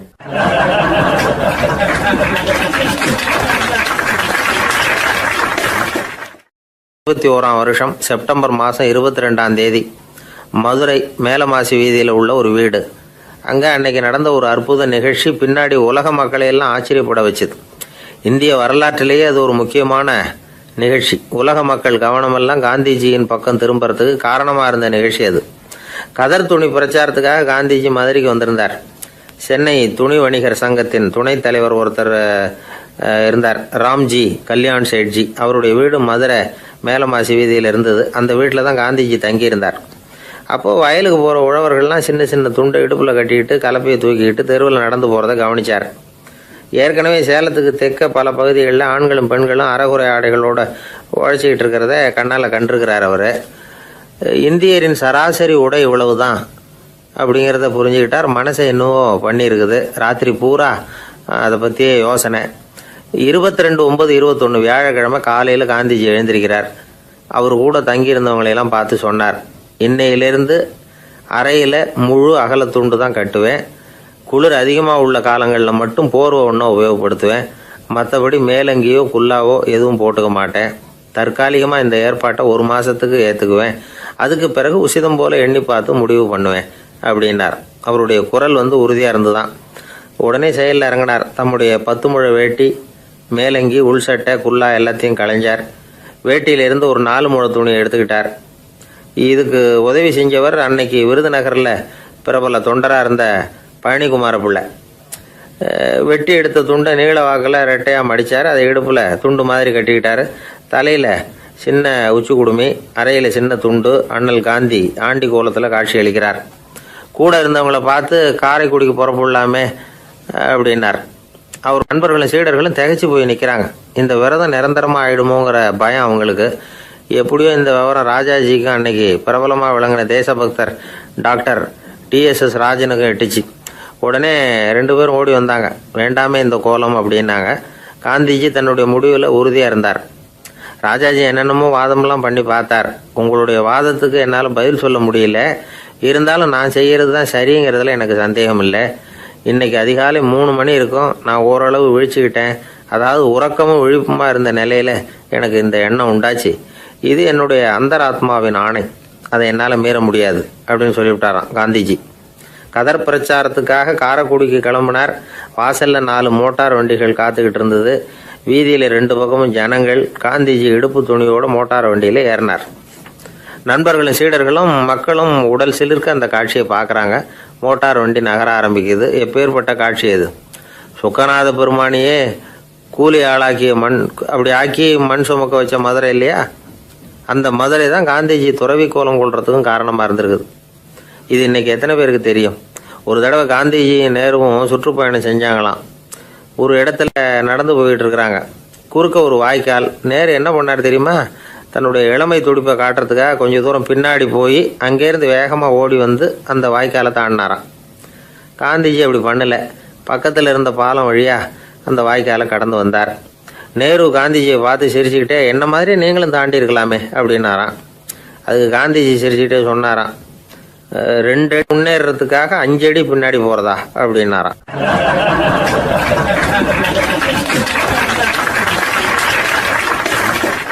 ஒரு பள்ளிக்கூடம். அதுல வசதியான வீட்டுக்குள்ள ஒருத்தன் படிச்சுக்கிட்டு இருந்தான். இன்னொரு ஏழை பையனும் அங்க படிச்சுக்கிட்டு இருக்கிறான். இவங்க 2 பேரும் ஒரே தெருவில் தான் இருக்கிறாங்க. பணக்கார வீட்டு பையன் பங்களாவில் இருந்தான். அவனுக்கு வேலை செய்யறதுக்காக சில வேலை ஆட்கள் உண்டு. அதனால அவன் நல்லா சாப்பிடுவான், தூங்குவான். ஏதோ வரணுமேங்கிறதுக்காக பள்ளிக்கூடத்துக்கு வருவான், போவான், அவ்வளவுதான். இந்த ஏழை பையன் இருக்கானே, அவன் அப்படி இல்லை. காலையில எழுந்திருப்பான், உடற்பயிற்சி பண்ணுவான். அவங்க வீட்டில் கிடைக்கிற சாதாரண உணவு அதை அளவோட சாப்பிடுவான். வீட்டில் உள்ள வேலைகளையும் செய்வான். பள்ளிக்கும் தவறாமல் வந்துடுவான். அவனுக்கு கூட பிறந்த சகோதர சகோதரிகள் 8 பேர். எல்லாரும் தன்னம்பிக்கையோட அவங்க வேலையை செஞ்சுக்கிட்டு இருந்தாங்க. இந்த பையன் எப்பவும் உண்மையை தான் பேசுவான், கடமையை ஒழுங்கா செய்வான். ஆசிரியர்களுக்கு இவனை ரொம்ப பிடிக்கும். அதனால இவனை அந்த பள்ளிக்கூடத்து மாணவர் தலைவனா ஆக்கியிருந்தாங்க. இது அந்த பெரிய இடத்து பையனுக்கு பிடிக்கல. மாணவர் தலைவனுக்கு பணிஞ்சு போறதுக்கும் அவனுக்கு விருப்பம் இல்லை. ஒரு நாள் வகுப்புல ஆசிரியர் எல்லா மாணவர்களுக்கும் ஒரு வேலை கொடுத்தார். எல்லாரும் அதை சுறுசுறுப்பா செஞ்சுக்கிட்டு இருக்கிறாங்க. இவன் மட்டும் சோம்பலா உட்காந்துருக்கிறான். ஆசிரியர் அந்த பக்கமா வந்தார். இதை பார்த்துட்டார். உடனே மாணவர் தலைவனா இருக்கிற அந்த ஏழை பையனை கூப்பிட்டார். இந்த பாருப்பா, ஏன் அந்த பையன் இப்படி சும்மா உட்காந்துருக்கிறான், என்னன்னு விசாரிச்சு சொல்லு அப்படின்னு சொல்லிவிட்டு உள்ள போயிட்டார். இவன் மெதுவா போய் அவன்கிட்ட விசாரிச்சான், ஏன் இப்படி சோர்ந்து போய் உட்காந்துருக்கிற அப்படின்னு. அவன் ரொம்ப அலட்சியமா அவனை திரும்பி பார்க்கறான். என்னோட சிரமம் உனக்கு என்ன தெரியும்? வீட்டில் என்னுடைய சௌகரியங்களை கவனிக்கிற வேலையாட்கள் 2 பேரும் இன்னைக்கு வேலைக்கு வரல. அதனால என்னோட வேலையெல்லாம் நானே கவனிக்கிற மாதிரி ஆயிட்டுது. அதனால சோர்ந்து போயிட்டேன் அப்படின்னு நான். அப்புறம் கேட்டிருக்கான், அது சரி, உன்னுடைய வீட்டில் உன்னுடைய வேலைக்காரங்க வராத போது நீ எப்படி சமாளிக்கிற அப்படின்னு கிண்டலா கேட்டிருக்கான். அதாவது இவன் ஏழைங்கிறதையும் இவன் வீட்டில் வேலை செய்யறதுக்கு யாரும் இல்லைங்கிறதையும் இப்படி சொல்லி கிண்டல் பண்றான். இந்த ஏழை பையனுக்கு இது புரிஞ்சுது. மனசு வேதனை போட்டுது. இருந்தாலும் வெளியில காட்டிக்காம சிரிச்சுக்கிட்டே சொன்னானா, எனக்கு அந்த கவலையே கிடையாது. என்னுடைய உதவிக்கு நான் நினைச்ச உடனே என்னுடைய காரியத்தை செய்யறதுக்கு 8 பேர் எப்பவும் தயாரா இருப்பாங்க அப்படின்னு நானு. இவன் இப்படி சொன்னதும் அவனுக்கு ஒரு மாதிரி ஆயிட்டுதான். தலையை குனிஞ்சுக்கிட்டே போயிட்டான். உள்ளே உட்கார்ந்துருந்த ஆசிரியர் காதுல இது விழுந்தது. உடனே இந்த ஏழை பையனை உள்ள கூப்பிட்டு போனாரு. கேட்டாரு, என்னப்பா இப்படி சொல்ற? இவன் பொய் சொல்ல மாட்டாங்கிறது அவருக்கு தெரியும். அவனை சமாளிக்கிறதுக்காக இப்படி ஒரு பொய்யை சொல்லியிருப்பாங்கிறதையும் அவரால் ஏற்றுக்க முடியல. ஏன்பா, நீ நினைக்கிற காரியத்தை செய்ய 8 பேர் தயாரா இருக்கிறதா சொன்னியே, உன்னுடைய சகோதர சகோதரிகளை குறிப்பிட்டு அப்படி சொன்னியா அப்படின்னு கேட்டார். இல்லைங்க ஐயா, நான் அவங்கள குறிப்பிட்டு அப்படி சொல்லலைன்னா. அப்படின்னா பொய் சொன்னியா?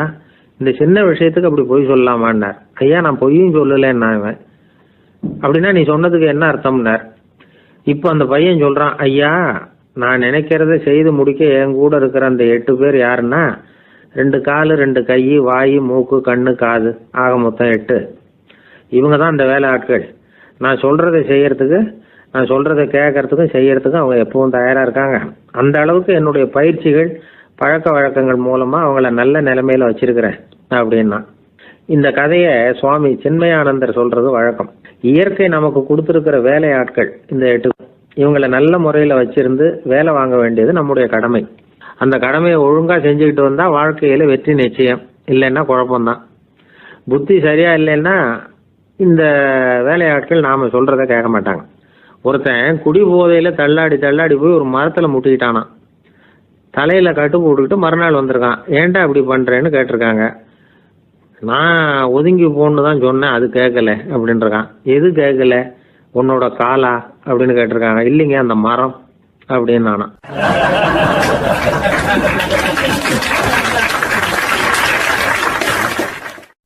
ஒரு ஊர்ல ஒரு ராஜா இருந்தார். அந்த ராஜாவுக்கு ஒரு புள்ள. அந்த புள்ளைக்கு விவரமே தெரியாது. அவன் ஒரு முட்டாளுங்கிறது எல்லாருக்கும் தெரியும். ஆனாலும் அவன் தான் அடுத்தபடியாக ஆட்சிக்கு வர வேண்டியவன். ஆட்சி பொறுப்பை ஏற்க வேண்டிய ஒருத்தன் இப்படி இருந்தால் என்ன பண்ணுறது அப்படிங்கிறது எல்லாருக்கும் உள்ள கவலை. மன்னர் அமைச்சர்களை கூட்டினார், ஆலோசனை கேட்டார் என்ன பண்ணலாம்னு. இவனை இன்னொரு நாட்டு பல்கலைக்கழகத்துக்கு அனுப்பி பார்க்கலாம். அங்கே போய் படிச்சுட்டு வரட்டும், நிறைய படிச்சுட்டு நல்ல ஞானத்தோடு திரும்பி வரட்டும், அதுக்கப்புறம் பார்த்துக்கலாம் அப்படிங்கிறது அவங்க சொன்ன ஆலோசனை. மன்னருக்கும் அது சரின்னு தோணுச்சு. மகனை வெளி தேசத்துக்கு அனுப்பி வச்சார். இவனும் போனான், ஒரு பல்கலைக்கழகத்தில் சேர்ந்தான், நிறைய படித்தான். அதுக்கப்புறம் தந்தைக்கு ஒரு கடிதம் எழுதினான். தந்தையே, நான் நிறைய படிச்சுட்டேன், இனிமேல் நாடு திரும்பலாம்னு நினைக்கிறேன் அப்படின்னு எழுதினான். மன்னருக்கு ரொம்ப மகிழ்ச்சி. அதாவது புள்ள படிச்சுட்டான் அப்படிங்கிற ஆனந்தம். உடனே பையன் திரும்பி வர்றதுக்கு ஏற்பாடு பண்ணார். இளவரசன் நாடு திரும்பினான். அதை கொண்டாடுறதுக்காக அரண்மனையில் ஒரு பெரிய விருந்துக்கு ஏற்பாடு பண்ணியிருந்தாங்க. முக்கியமானவங்கள்லாம் அதில் கலந்துக்கிட்டாங்க. அந்த விருந்துக்கு முனிவர் ஒருத்தரும் வந்திருந்தார். அவர் இளவரசன் கிட்ட போய் உட்காந்து விசாரிக்கிறார். என்னப்பா, எப்படி படிச்சிருக்கிற அப்படின்னு கேட்டார். நிறைய படிச்சுட்டு வந்திருக்கிறேங்க அப்படின்னா. அவன் என்னெல்லாம் படித்த அப்படின்னாரான். எல்லாத்தையும் விவரமாக சொல்லியிருக்கிறான். அவன் அப்படி சொல்லிட்டு இருக்கும் பொழுதே முனிவர் என்ன பண்ணார், தன்னுடைய மோதிரத்தை கழட்டி உள்ளங்கையில் வச்சு அப்படியே மூடிக்கிட்டாரான். அப்படியே கையை நீட்டி அவன் முன்னாடி காட்டினார். இந்த பாருப்பா, என் கைக்குள்ள என்ன இருக்கு சொல்லு பார்க்கலாம் அப்படின்னாரான். இளவரசன் ஒரு கணம் யோசிச்சான். அதுக்கப்புறம் உங்கள் கைக்குள்ள இருக்கிறது வட்டமான ஒரு பொருள், நடுவில் ஒரு துளை இருக்கும் அப்படின்னு. முனிவர் தரிச்சு போட்டார். பையன் பெரிய அறிவாளி ஆகிட்டான் போல இருக்க அப்படின்னு நினச்சிட்டார். அதுக்கப்புறம் கேட்டார், சரி, என் கையில் இருக்கிறது வட்டமான பொருள், நடுவில் துளை இருக்குங்கிறத சொல்லிவிட்டேன், அதோட பேர் என்ன, அதை சொல்லு அப்படின்னாராம். இளவரசன் கொஞ்சம் யோசனை பண்ணியிருக்கான். அப்புறம் சொன்னானா, முனிவரே, நான் படித்த விஞ்ஞானம் உங்களுக்கு பதில் சொல்கிறதுக்கு உதவலை, இருந்தாலும் பதில் சொல்கிறேன், அது ஒரு வண்டி சக்கரம் அப்படின்னானா. இப்போதான் முனிவர் யோசிச்சாராம். அவருக்கு புரிஞ்சுதான், அதாவது முட்டாளை படிக்க வைக்கலாம், ஆனால் சிந்திக்க வைக்க முடியாது அப்படிங்கிறத அவர் புரிஞ்சுக்கிட்டாராம். தகவல் அறிவு ஞானமாகாது அப்படிங்கிறார் ஓஷோ. ஏன்னா தகவல்கள் மாறுதலை ஏற்படுத்துறது இல்லை, ஆனால் ஞானம்ங்கிறது மாறுதலால் உண்டாகக்கூடிய ஒன்று. அதுதான் ரெண்டுக்கும் உள்ள வித்தியாசம். மனம் சரியான வழிக்கு வரணும், அதுக்கப்புறம் படிக்கிற கல்வி தான் உண்மையான கல்வி. சரி, மனம் சரியா வர்றதுக்கு என்ன வழி அப்படின்னு கேட்டால், மனிதன் முழு மாறுதலுக்கான வழிமுறை தியானம்தான் அப்படிங்கிறார் அவர். அதனால தான் நிறைய படிச்சிருக்கேன்னு சொல்கிறவன் எல்லாம் ஞானம் உள்ளவன் நினச்சிடக்கூடாது. ஒருத்தர் இன்னொரு பெரிய மனிதரை அழைச்சிட்டு அறிமுகப்படுத்தினாராம். சார் நிறைய படிச்சிருக்கார், 3 MA வாங்கியிருக்கார், ஆனால் ஒரு விஷயம், அப்பப்போ கொஞ்சம் திருடுவார், அவ்வளவுதான், மற்றபடி அவர் ஒரு பெரிய அறிவாளி தான் அப்படின்னாராம்.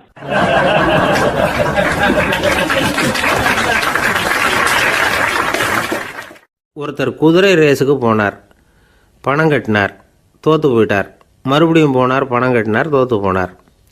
அடுத்த தடவையும் பணம் கட்ட போனப்போ அவரை தடுத்து கேட்டோம், ஏன் சார், ஏற்கனவே விட்டது போதாதா, இன்னமும் இருக்கிறத விடணுமா அப்படின்னு கேட்டோம். விட்டதையெல்லாம் மொத்தமாக எடுக்க வேணாமா சார், அதுக்காக தான் தொடர்ந்து பணம் கட்டுறேன்னார் அவர். இவரை திருத்துறது ரொம்ப கஷ்டம். இது ஒரு மனநோய். மனநோய்களில் பல வகை உண்டு. மனநோய்கள் பிரிவு அட்டவணையில் சூதாட்டம்ங்கிறது அவதியுறும் நோய் அப்படிங்கிற தலைப்பில் வருது. சூதாட்டம் வந்து 2 வகைப்படும்னு சொல்கிறாங்க உளவியல் நிபுணர்கள். ஒரு வகை எப்படின்னா, நண்பர்களோடு சேர்ந்துக்கிட்டு மகிழ்ச்சியும் கிளர்ச்சியும் அடையிறதுக்காக ஈடுபடுறது.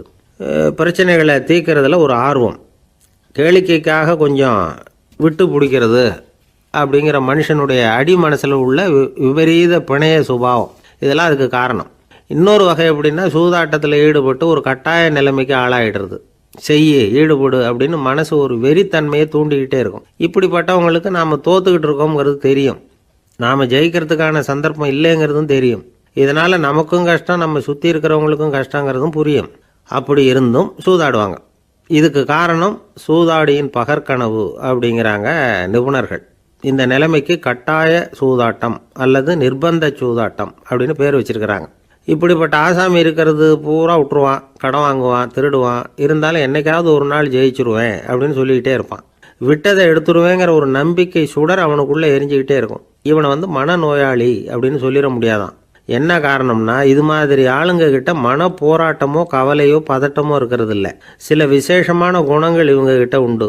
எதிர்ப்பு உணர்ச்சி, சிறுபிள்ளைத்தனம், சட்ட திட்டங்களையும் சம்பிரதாயங்களையும் உட தெரியாத மனப்போக்கு, பொறுப்பில்லாத தன்மை, நெறி தவறி நடக்கிறது எல்லாம் இவங்ககிட்ட உண்டு. ஆனால் வெளிப்பார்வைக்கு ரொம்ப சிநேகமாக இருப்பாங்க, அன்பாக இருப்பாங்க. அப்படி இருக்கிறதாக காட்டிக்குவாங்க. ஆதாயம், சுயலாபம் இதெல்லாம் கருதி தான் பழகுவாங்க. இவங்க கேட்குறப்ப நாம் பணம் கொடுக்கலன்னு வச்சுக்கோங்க, நம்மளை கை விட்டுருவாங்க. நம்ம மேலே அபாண்டமாக பழி சுமத்துறது கூட தயங்க மாட்டாங்க. தங்களுடைய சூதாட்ட நடவடிக்கைகளுக்கு சாதகமான காரணங்களை சொல்லிகிட்டு இருப்பாங்க. நீ வேணும்னா பாரு, ஒரே நாளில் நான் இழந்ததையெல்லாம் மீட்டு லட்சாதிபதி ஆறேன்னா இல்லையா பாரு அப்படிம்பாங்க. தோற்று போகிறத ஒரு படிப்பினையாக வந்து இவங்க எடுத்துக்கிறதே இல்லை. தோற்று போகிறதுலேயே இவங்களுக்கு ஒரு அலாதியான சுகம். தனக்குத்தானே துன்பத்தை வரவழைச்சிக்கிட்டு இன்பம் அடையிறதுக்கு தன்வதை சுகம் அப்படின்னு பேர். இவங்கெல்லாம் அந்த ரகம். சில பேர் எப்படி தெரியுமா, மந்திர எண்ணங்களை வந்து வரவழைச்சிக்கிறது, சூதாடுறதுக்காக ஆஃபீஸில் வந்து கையாடல் பண்ணுறது, அடுத்தவங்க கிட்டேருந்து திருடுறது. இந்த மந்திர எண்ணம் தீவிரமாச்சுன்னா ஒரு மாதிரியாக பேச ஆரம்பிச்சிருவாங்க. தோல்வி தான் சார் வெற்றிக்கு முதல் படியும்பாங்க. தன்னால் வந்து பகடக்காய்களையும் குதிரை ஓட்டிகளையும், அதாவது இந்த ஜாக்கிகள், அதெல்லாம் கட்டுப்படுத்த முடியுங்கிற பித்து நிலைக்கு இவங்கெல்லாம் தள்ளப்பட்டுருவாங்க. சில சூதாடிகளை வந்து ஆராய்ச்சி பார்த்ததில் என்ன தெரிய வந்தது தெரியுமா, அவங்கெல்லாம் குழந்தை பருவத்தில் அன்புக்காக ஏங்கினவங்களாம், புறக்கணிக்கப்பட்டவங்களாம், உதவிகளை பெற முடியாதவங்க, இப்படிலாம் இருந்திருக்கிறாங்க. இவங்க வளர வளர மற்றவங்க சௌகரியம் பற்றி அக்கறை இல்லாதவங்களாக ஆயிடுறாங்க. அதிர்ஷ்ட தேவதை தன்னோடு இருக்கிறாங்க அப்படிங்கிற அசையாத நம்பிக்கை இவங்களுக்கு. இவங்களை வந்து திருத்துறது ரொம்ப கஷ்டம். அதனால் பந்தயம், சூதாட்டம் இது மாதிரியான விஷயங்களை விட்டு விலகியே இருக்கிறது தான் நமக்கு நல்லது. ஒரு ஆள் சொன்னான், என்னுடைய குதிரை வேகமாக ஓடுறதுக்கு என்ன வழி அப்படின்னு கால்நடை மருத்துவர்கிட்ட யோசனை கேட்டேன். அவர் ஒரு பாட்டில் நிறைய மாத்திரைகளை கொடுத்து தினம் 2 மாத்திரை விதமாக கொடுக்க சொன்னார். முதல் நாள் 2 மாத்திரையை கொடுத்துட்டு அது மேலே ஏறி உட்கார்றதுக்கு போனேன். அவ்வளவுதான். அதுக்குள்ளே அது அம்பு மாதிரி பாஞ்சு ஓடி போச்சு. நான் இன்னும் உட்காரவே இல்லை, அதுக்குள்ளே பாஞ்சு ஓடி போச்சு அப்படின்னா. அடடா, அப்புறம் நீங்கள் என்ன பண்ணீங்க அப்படின்னு கேட்டாங்க. என்ன பண்ணுறது, மீதி மாத்திரை பூராவே நான் முழுங்கி விட்டு அதுக்கப்புறம் துரத்தி பிடிச்சி அது மேலே ஏறி உட்காந்தேன் அப்படின்னா அவன்.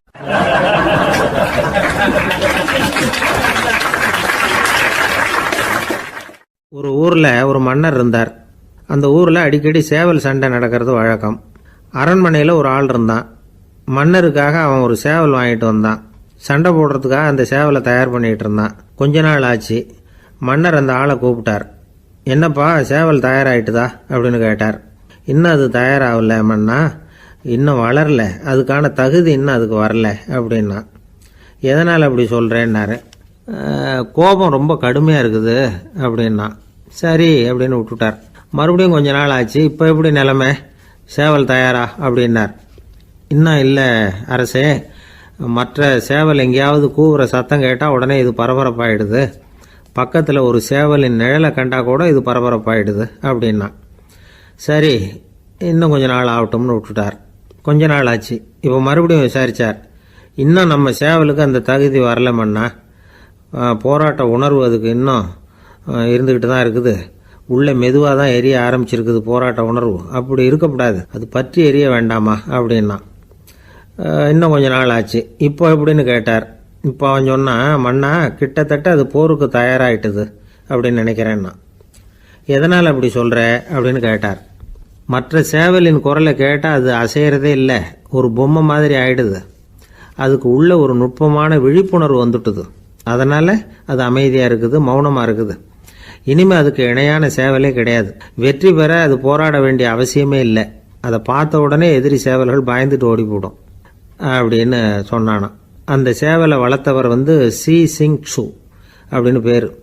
இந்த சுசுகி சொன்ன கதையும் அது. ஞானிகள் என்ன சொல்கிறாங்க தெரியுமா? அந்த சேவலின் ரகசியத்தை நீயும் கற்றுக்கொள், நீ அப்படி ஆயிடு, சண்டை போடாமலே வெற்றிகள் பெறுகிற நுட்பத்தை புரிந்துகொள். இதுதான் ஞானிகள் உபதேசம். ஒரு குருக்கிட்ட ஒருத்தன் போயிருக்கிறான். எனக்கு சண்டை போட கற்றுக் கொடுங்கண்ணா. அதுக்கு என்ன செய்யணும்னார். என்ன உங்கள் மாணவனாக சேர்த்துங்கண்ணா. சரி, இப்போ உன்னுடைய பலம் என்னன்னு கேட்டிருக்கார். இப்போ நான் தனி ஆளாக இருந்து ஒரு 100 பேரை சமாளிப்பேன் நானா. சரி, அப்படின்னா என்னுடைய மாணவனாக உன்னை சேர்த்துக்கிறேன்ருக்கார். சேர்த்துக்கிட்டார். 6 மாதம் பயிற்சி கொடுத்தார். அதுக்கப்புறம் இவனை கூப்பிட்டு கேட்டார், இப்போ உன்னுடைய திறமை எவ்வளவுன்னு. இப்போ நான் தனி ஆளாக இருந்து ஒரு 50 பேரை சமாளிப்பேன் நானா. இன்னும் உனக்கு பயிற்சி தேவைன்னாராம். தொடர்ந்து சில நுட்பங்களை எல்லாம் சொல்லி கொடுத்துருக்கிறார். 1 வருஷம் ஆச்சு, எல்லாத்தையும் கற்றுக் கொடுத்துட்டார். அப்புறம் கூப்பிட்டு கேட்டார், இப்போ உன்னுடைய திறமை எப்படிப்பா, எதிரிகள் எத்தனை பேரை உன்னால் சமாளிக்க முடியும்னாராம். அவன் சொன்னான், ஐயா, எதிரிகளின் பலம் என்னங்கிறத புரிஞ்சிக்காம அதை நான் சொல்ல முடியாதுன்னு நானும். இனிமேல் உனக்கு பயிற்சி தேவையில்லை, போயிட்டு வான்னு அனுப்பி வச்சுட்டாரான். ஒரு உண்மையை நாம் புரிஞ்சுக்கணும். அதாவது அடிக்கிறதுக்கு நமக்கு துணிச்சல் தேவையில்லை, அடிக்காமல் இருக்கிறதுக்கு தான் துணிச்சல் தேவை. அடித்தா திருப்பி அடிக்கிறவன் மன உறுதி உள்ளவன் இல்லை, அடித்தா திருப்பி அடிக்காமல் இருக்கிறான் பாருங்க, அவன் தான் மன உறுதி உள்ளவன். ஒருத்தன் தலை திரிக்க வேகமாக ஓடிக்கிட்டு இருந்தான். நான் எங்கடா ஓடுற அப்படின்னா, எதுக்க வந்தவன். ஒரு சண்டையை நிறுத்தத்தான் இப்படி ஓடுறேன் அப்படின்ட்டுருக்கான். யாருக்கும் சண்டை, எனக்கும் இன்னொரு ஆளுக்கும் சண்டை அப்படின்னு நானா அவன்.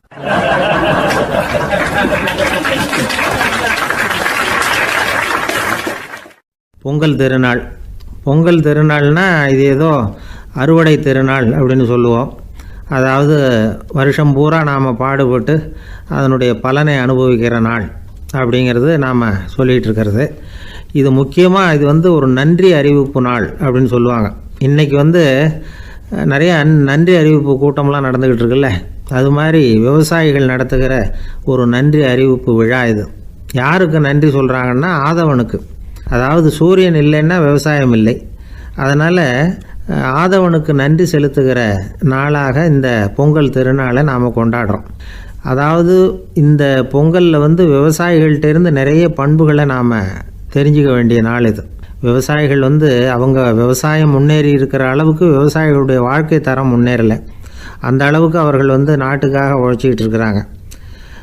அந்த காலத்திலே அதை பற்றி ஒரு கதை சொல்கிறது உண்டு. ஒரு வயசான ஆள் நிலத்தில் ஏறு உழுதுகிட்டு இருந்தாராம். கிழிஞ்சு போன ஒரு சின்ன துண்டை தான் இடுப்பில் கட்டியிருந்தாராம். தலையில் ஒரு கந்தலை சுற்றி இருந்தார். உடம்பு பூரா சேரு, ரொம்ப ஏழை. ஏறு ஓட்டிகிட்டு இருக்கிறவர் வேறு எப்படி இருப்பார்? இருந்தாலும் அந்த ஆள் ரொம்ப ஜாலியாக பாட்டு பாடிக்கிட்டே ஏறு உழுதுகிட்டு இருந்தாராம். உடம்புல தான் அவர் ஏழையை தவிர மனசில் ஒரு ஏழையாக தெரியல.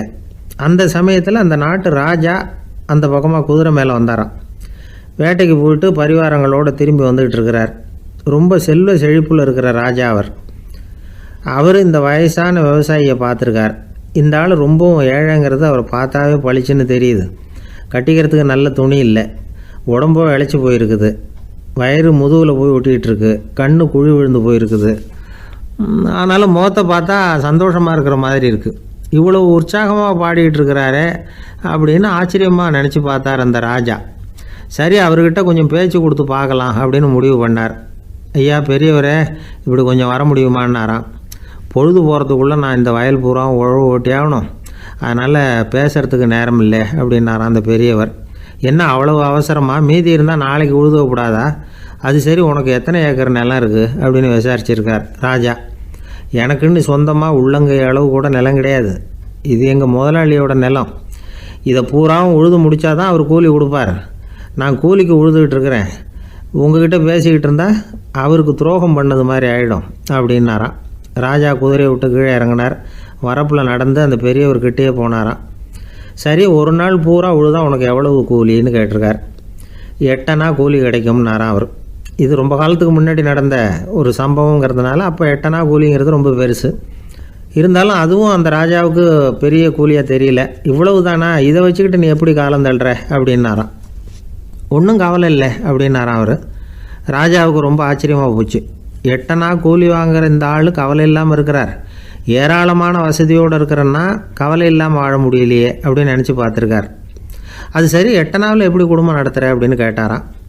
எனக்கு கிடைக்கிற 8 அணாவில் 2 அணா குடும்பத்துக்கு செலவழிக்கிறேன், 2 அணா பழைய கடனுக்கு கொடுக்குறேன், 2 அணா தர்மம் செய்கிறேன், 2 அணா வட்டிக்கு கொடுக்குறேன், ஒரு குறையும் இல்லைன்னாராம். ராஜாவுக்கு ஒன்றும் புரியல. எனக்கு ஒன்றும் புரியலேன்னு இருக்கார். ஐயா, எனக்கும் என் மனைவிக்கும் 2 அணா செலவாகுது. வயசான அம்மா அப்பா இருக்கிறாங்க, சின்ன வயசில் என்னை காப்பாற்றினவங்க அவங்க. அந்த கடனுக்கு 2 அணா செலவாகுது, அது பழைய கடன். என் தங்கச்சி ஒருத்தி ஆதரவு இல்லாத நிலைமையில் தன்னுடைய மகனோட என் வீட்டில் வந்திருக்கிறா, அவளுக்கும் அவள் மகனுக்கும் 2 அணா செலவு பண்ணுறேன், அது தர்மம். எனக்கு 2 பிள்ளைங்க இருக்கிறாங்க, அவங்களுக்கு 2 அணா செலவு பண்ணுறேன், அது வட்டிக்கு கொடுக்கறது மாதிரி.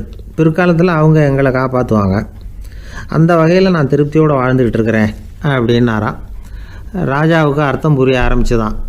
அந்த பெரிய நிலத்தை விலை கொடுத்து வாங்கி அந்த பெரியவருக்கே தானமாக கொடுத்துட்டாராம். இப்போ உழுதவருக்கே நிலம் சொந்தமாகிட்டுது. அன்னையிலேருந்து அரசனுக்கும் ஆறுதல் கிடைச்சிதான். இப்படி ஒரு கதை சொல்லுவாங்க. 8 அணா வருமானத்தை வச்சுக்கிட்டு எப்படி காலத்தை தள்ளுறதுன்னு சொல்கிறதுக்காக இந்த கதையை சொல்கிறதாக யாரும் தப்பாக நினச்சிக்கக்கூடாது. கிடைக்கிறத எப்படி பங்கு போடுறார், எப்படி திருப்தியாக வாழறார் அப்படிங்கிறது தான் முக்கியம். அது மாதிரி இன்றைக்கு இந்த பொங்கல் திருநாளில் உழவர்கள் மனசு மகிழ்ச்சியாக இருந்ததுன்னா அது எல்லாரும் மகிழ்ச்சியாக இருக்கிறது மாதிரி அர்த்தம். அதனால் அவர்கள்ட்டேருந்து நாம் பாடம் கற்றுக்கணும். சில உழவர்கள் தங்கள் நிலத்தில் விளையிறத தாங்கள் சாப்பிட மாட்டாங்க, அடுத்தவங்கள்ட்ட விற்றுட்டு சந்தையில் போய் வேறு அரிசி வாங்கிட்டு வந்து தான் இவங்க சாப்பிடுவாங்க. அப்படிப்பட்ட விவசாயிகள்லாம் இது உண்டு. பங்கிடுகிற பண்பை உழவர்கள்ட்டேருந்து கற்றுக்கொள்ளுங்கள் அப்படிம்பாங்க. ஒரு ஆள் நிம்மதியாக மகிழ்ச்சியாக இருந்தானா, உங்கள் நிம்மதிக்கும் மகிழ்ச்சிக்கும் என்ன காரணம்னு கேட்டிருக்கார் இன்னொருத்தர். என்கிட்ட இருந்தது பூராவையும் என் பிள்ளைங்களுக்கு சமமாக பங்கு போட்டு கொடுத்துட்டேன், எனக்குன்னு எதுவுமே வச்சுக்கல, அதுதான் நிம்மதிக்கு காரணம்ன்றிருக்கான்.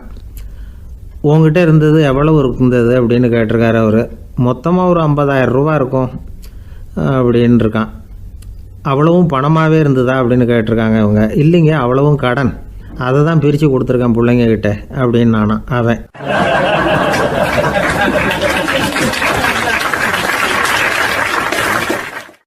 எது ரொம்பவும் கஷ்டமான காரியம் அப்படின்னு கேட்டார் ஒருத்தர். ஒருத்தருக்கு ஒருத்தர் சண்டை போடாமல் இருக்கிறது தான் ரொம்ப கஷ்டமான காரியம் அப்படின்னு தோணுது. ஒரு நாட்டுக்கும் இன்னொரு நாட்டுக்கும் சண்டை, நாட்டுக்குள்ளேயே ஒரு குரூப்புக்கும் இன்னொரு குரூப்புக்கும் சண்டை. ஏன் சண்டை போட்டுக்கிறீங்கன்னு கேட்டு பாருங்கள். நாங்கள் சமாதானத்துக்காக தான் சண்டை போட்டுக்கிறோம் அப்படிம்பாங்க. வாழறதுக்காக பிறந்த மனுஷன் லட்சியத்துக்காக உயிரை விட தயார் அப்படின்னு சொல்லிகிட்டு இருப்பான். அப்படி உயிரை விடுறவங்கள நாமளும் பாராட்டுவோம். ஆனால் ஒன்றுமில்லாத விஷயங்களுக்கெல்லாம் சண்டை போடுறவங்களெல்லாம், அப்படிப்பட்டவங்களையும் சரி உயிரை விடுறவங்களையும் சரி என்னென்னு சொல்கிறது, யுத்தங்களாலேயும் சண்டைகளாலேயும் நாம் அடையிறது என்னங்கிறது ஒரு பக்கம் இருக்கட்டும், இழக்கிறது என்ன தெரியுமா, ஏராளமான உயிர்கள். ரத்தம் சிந்துறதுக்கு நான் தயார் அப்படின்னு மார்தட்டி சொல்லலாம். ஆனால் ரத்தம் சிந்தினா உயிர் காத்துக்கிட்டு இருக்க தயார் இல்லை. அதாவது உயிர் நமக்காக காத்துக்கிட்டு இருக்க தயார் இல்லை. இழக்கிற ரத்தத்தை ஈடுகட்டினா தான் உயிரை காப்பாற்ற முடியும். அதனால் இது சம்மந்தமாக ஆராய்ச்சி செய்கிற கட்டாயம் ஏற்பட்டு போச்சு. அதோட விளைவாக புதுசாக ஒன்றை கண்டுபிடிச்சிருக்கிறாங்க. அதுதான் செயற்கை இரத்த பொடி. இப்போ இந்த திடீர் சாம்பார் பொடி, திடீர் ரசப்பொடி, திடீர் காப்பி பொடி இப்படிலாம் சொல்கிறோம்ல, அது மாதிரி இது திடீர் இரத்த பொடி. இஸ்ரேல் ஒரு சின்ன நாடு, மக்கள் தொகை குறைச்சல், அதோட போர்கள் வேறு. அதனால் காயம்பட்டவங்களை காப்பாற்றியே தீர வேண்டிய கட்டாயம். காப்பாற்றணும்னா ரத்த இழப்பை தடுக்கணும். அப்படின்னா உடனடியாக புது ரத்தம் செலுத்தி ஆகணும். திடீர்னு ரத்தம் வேணும்னா எங்கே போகிறது? அதுவும் கிடைக்கிற ரத்தம் சேர்கிற குரூப்பாக இருக்கணும். ஒரு வேடிக்கை பார்த்தீங்களா, நான் வேறு குரூப்பு நீ வேறு குரூப்புன்னு இவன் சண்டை போடுறான். இதில் அடிபட்டவனுக்கு ரத்தம் கொடுக்க போனால் அதுலேயும் அது வேறு வேறு குரூப்பாக இருக்குது. அது ரத்தமும் வேறு வேறு குரூப்புன்னு சொல்லிகிட்டு இருக்குது. எந்த குரூப்பு ரத்தம் வேணும், அது உடனடியாக கிடைக்கலன்னா என்ன பண்ணுறது? இப்படிப்பட்ட கஷ்டம்லாம் நமக்கு வந்துடுது. இதுக்காக தான் விஞ்ஞானிகள் இந்த ரத்த பொடியை கண்டுபிடிச்சிருக்கிறாங்க. அதாவது ஒரு ஆள் அடிபட்டு போட்டான்னு வச்சுங்களேன், அவனுக்கு ரத்தம் கிடைக்கல, உடனே என்ன பண்ணலாம், இந்த சுத்தப்படுத்தப்பட்ட தண்ணீரை கொஞ்சம் எடுத்துக்க வேண்டியது. அதில் இந்த இரத்த பொடியை கரைக்க வேண்டியது. இப்போ இந்த செயற்கை ரத்தம் வந்து தயாராகிட்டுது. இதை அந்த ஆள் உடம்புல ஏற்றி விட்ற வேண்டியது. இயற்கையாக நம்ம உடம்புல இருக்கிற ரத்தம் என்னென்ன வேலை செய்யுதோ அதே வேலையை இதுவும் செய்யும். அதாவது ஆக்சிஜனை உடம்புல எல்லா இடத்துக்கும் எடுத்துகிட்டு போகுது.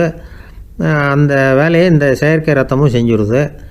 ஆனால் ஒரு விஷயம், இந்த செயற்கை ரத்தம் ஒரு அவசரத்துக்கு தான் உபயோகப்படுத்தலாம், ஒரு முதல் உதவி மாதிரி. அதை அப்படியே நிரந்தரமாக விட்டுற முடியாது. பின்னாடி வந்து தேவையான குரூப்பு உண்மையான ரத்தம் கிடைச்ச உடனே அதை செலுத்திக்கணும். உண்மையான ரத்தத்தை 20லேருந்து 40 நாள் வரைக்கும் தான் பாதுகாக்க முடியும். அதுவும் குளிர்பதன பெட்டியில். அதுக்குள்ளே உபயோகப்படுத்தலைன்னா அது வீணாக போயிடும். இந்த ரத்த பொடி அப்படி இல்லை, எவ்வளோ நாள் வேணும்னாலும் அப்படியே வச்சுருக்கலாம். குளிர்பதன பெட்டியும் தேவையில்லை. ஆனால் ஒன்று, இது தண்ணியில் கலந்து செயற்கை ரத்தமாக ஆக்கிவிட்டா அதோட வலு 72 மணி நேரம் தான், அதாவது 3 நாள். அதுக்குள்ளே அந்த ஆசாமியை எங்கேயாவது ஆஸ்பத்திரிக்கு தூக்கிட்டு போய் உண்மையான ரத்தத்தை கொடுத்துடணும். சண்டையில் அடிபடுறவங்க, சாலை விபத்தில் அடிபடுறவங்க, இவங்களுக்கெல்லாம் அவசரத்துக்கு கை கொடுத்து உதவுறது இந்த செயற்கை ரத்த பொடி. அதுக்கப்புறம் நாம் கொடுக்குற ரத்தம் தான் அவங்கள காப்பாற்றணும். இன்றைக்கி வந்து ரத்தத்தை தானமாக கொடுக்க தயாராக இருக்கிற நல்ல உள்ளங்கள் ஏராளம். எவ்வளவு ஆக்சிடெண்ட்டு, ஆப்ரேஷன், இதில் சம்மந்தப்பட்டவங்களை வந்து காப்பாற்றுறது நாம் தானமாக கொடுக்குற ரத்தம் தானே. ஒரு ஆக்சிடெண்ட்டு, ஒரு ஸ்கூட்டர் ஒரு ஆள் மேலே மோதி விட்டுது. பார்த்து வரக்கூடாதா அப்படின்னா அந்த ஆள், நீ தான் பார்த்து நடக்கணும், ஏன்னா 20 வருஷமாக நான் அந்த ஸ்கூட்டரை ஓட்டிகிட்டு இருக்கிறேன் அப்படின்னானா இவன். இதுக்கு அவன் சொன்னானா, நீ தான் பார்த்து ஓட்டணும், ஏன்னா 40 வருஷமாக நான் இப்படி நடந்துக்கிட்டு இருக்கிறேன் அப்படின்னானா.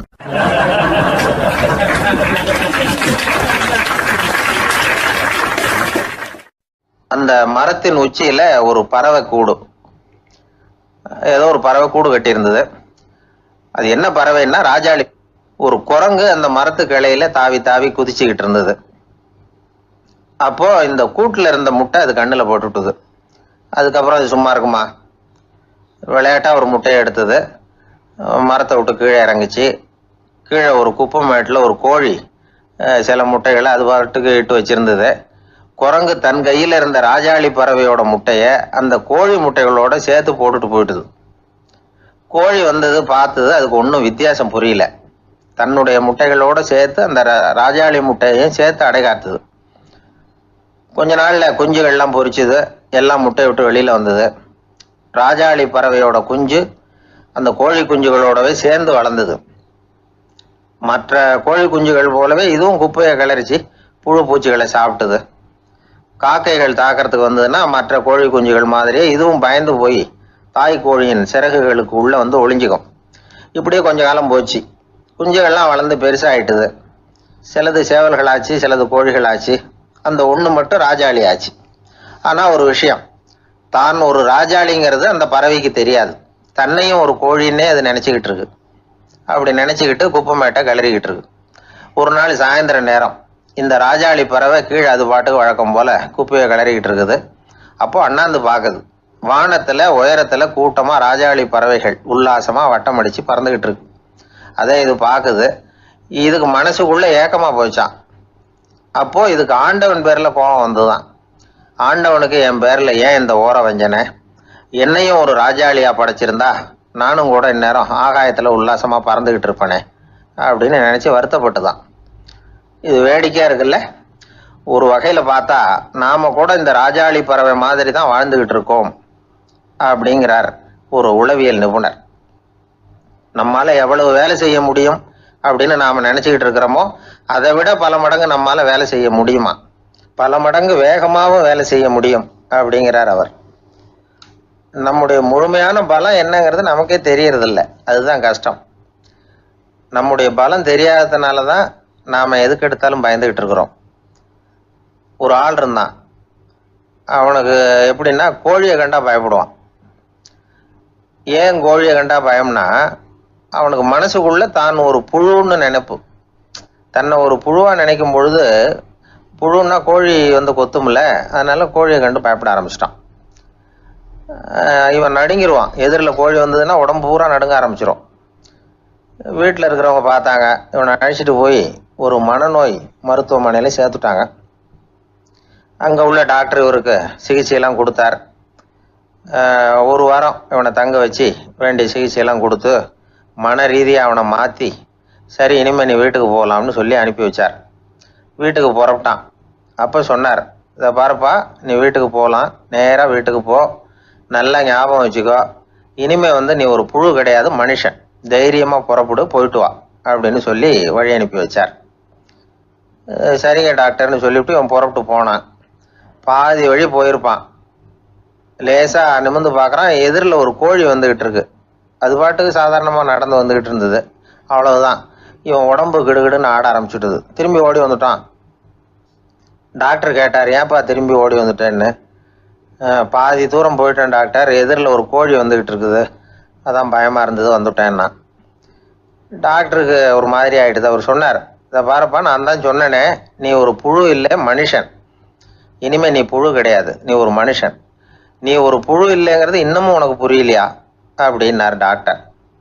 நான் புழு இல்லைங்கிறது எனக்கு தெரிஞ்சுட்டுது டாக்டர், இது அந்த கோழிக்கு தெரியுமான்னு தெரியலையே அப்படின்னா. இவெல்லாம் எந்த காலத்தில் மாறுறது? அதனால் வாழ்க்கையில் வெற்றி பெறணும் அப்படின்னு நினைக்கிறவங்க யாராக இருந்தாலும் தன்னுடைய பலம் என்ன அப்படிங்கிறத முதல்ல புரிஞ்சுக்கணும். தன்னுடைய சக்தியை புரிஞ்சுக்கிட்டவன் வெற்றி பெறுவது நிச்சயம்.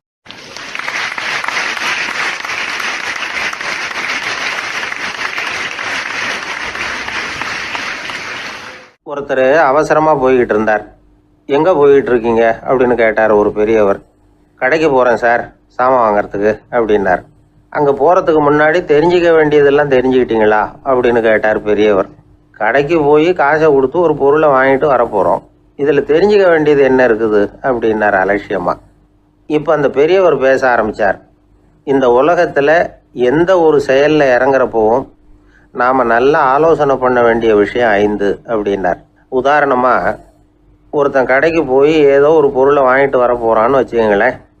அப்போ கூட அவன் 5 விஷயங்களை பற்றி தெரிஞ்சுக்க வேண்டியிருக்குது அப்படிங்கிறார் அவர். முதல்ல அந்த பொருள் எப்படிப்பட்டது அப்படிங்கிறத தெரிஞ்சுக்கணும். ரெண்டாவதாக தன்னை பற்றியும் தெரிஞ்சுக்கணும். அப்போ தான் அந்த பொருள் தனக்கு தேவையா இல்லையா அப்படிங்கிறத புரிஞ்சுக்க முடியும். மூணாவதாக தெரிஞ்சுக்க வேண்டியது ஒன்று இருக்குது. அது என்னன்னா, அந்த பொருளை அடையறதுக்கு வழி என்ன அப்படிங்கிறது தெரிஞ்சுக்கணும். அதாவது எவ்வளவு பணம் கொடுத்தா அது கிடைக்கும், இது மாதிரியான விஷயங்கள். நாலாவதா அந்த பொருளை அடையிறது மூலமாக நாம் அடையக்கூடிய பயன் என்ன அப்படிங்கிறதையும் உணரணும். அஞ்சாவது, அந்த பொருளை அடையிறதுல இருக்கக்கூடிய தடை எது அப்படிங்கிறதையும் நாம் தெரிஞ்சுக்கணும்.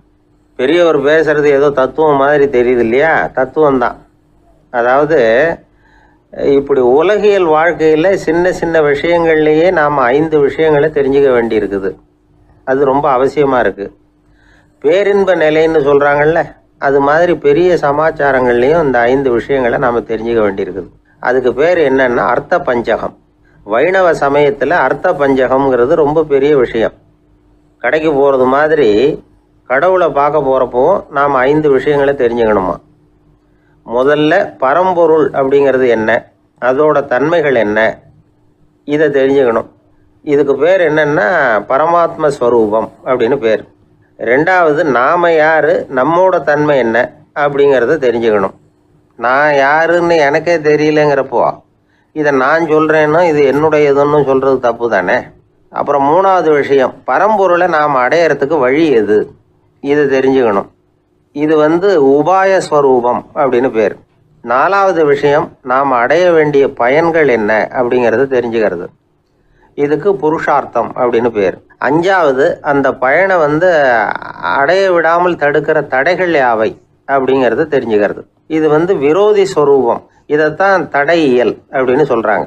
அதாவது பரமாத்மாவை பற்றிய அறிவு, ஜீவாத்மாவை பற்றிய அறிவு, உபாயம் பற்றிய அறிவு, புருஷார்த்தம் பற்றிய அறிவு, இந்த 4 அறிவுக்கும் எதிரடையா, அதாவது அதையெல்லாம் தப்பாக புரிஞ்சுக்கிறதால உண்டாகக்கூடிய அறிவு விரோதி ஸ்வரூபம். என்ன இது தகவலில் ஏதாவது கதை சொல்லுவீங்கன்னு பார்த்தா ஏதோ தத்துவம் பேசிகிட்டு இருக்கிறீங்களே அப்படின்னு நினைக்கலாம். இதுவும் தெரிஞ்சுக்க வேண்டிய ஒரு பெரிய விஷயந்தான். காதில் போட்டு வச்சா எப்போவாவது உபயோகப்படும். என்னுடைய நண்பர் ஒருத்தர் ஒரு நாள் என்கிட்ட சொன்னார், சார், அடுத்த மாதம் தஞ்சாவூரில் ஒரு கல்யாணம், போகிறதா வேண்டாமா அப்படின்னு ஒரே குழப்பமாக இருக்குது அப்படின்னார்.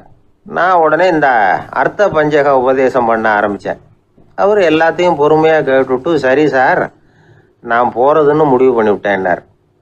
எப்படி இந்த முடிவுக்கு வந்தீங்க அப்படின்னு கேட்டேன்.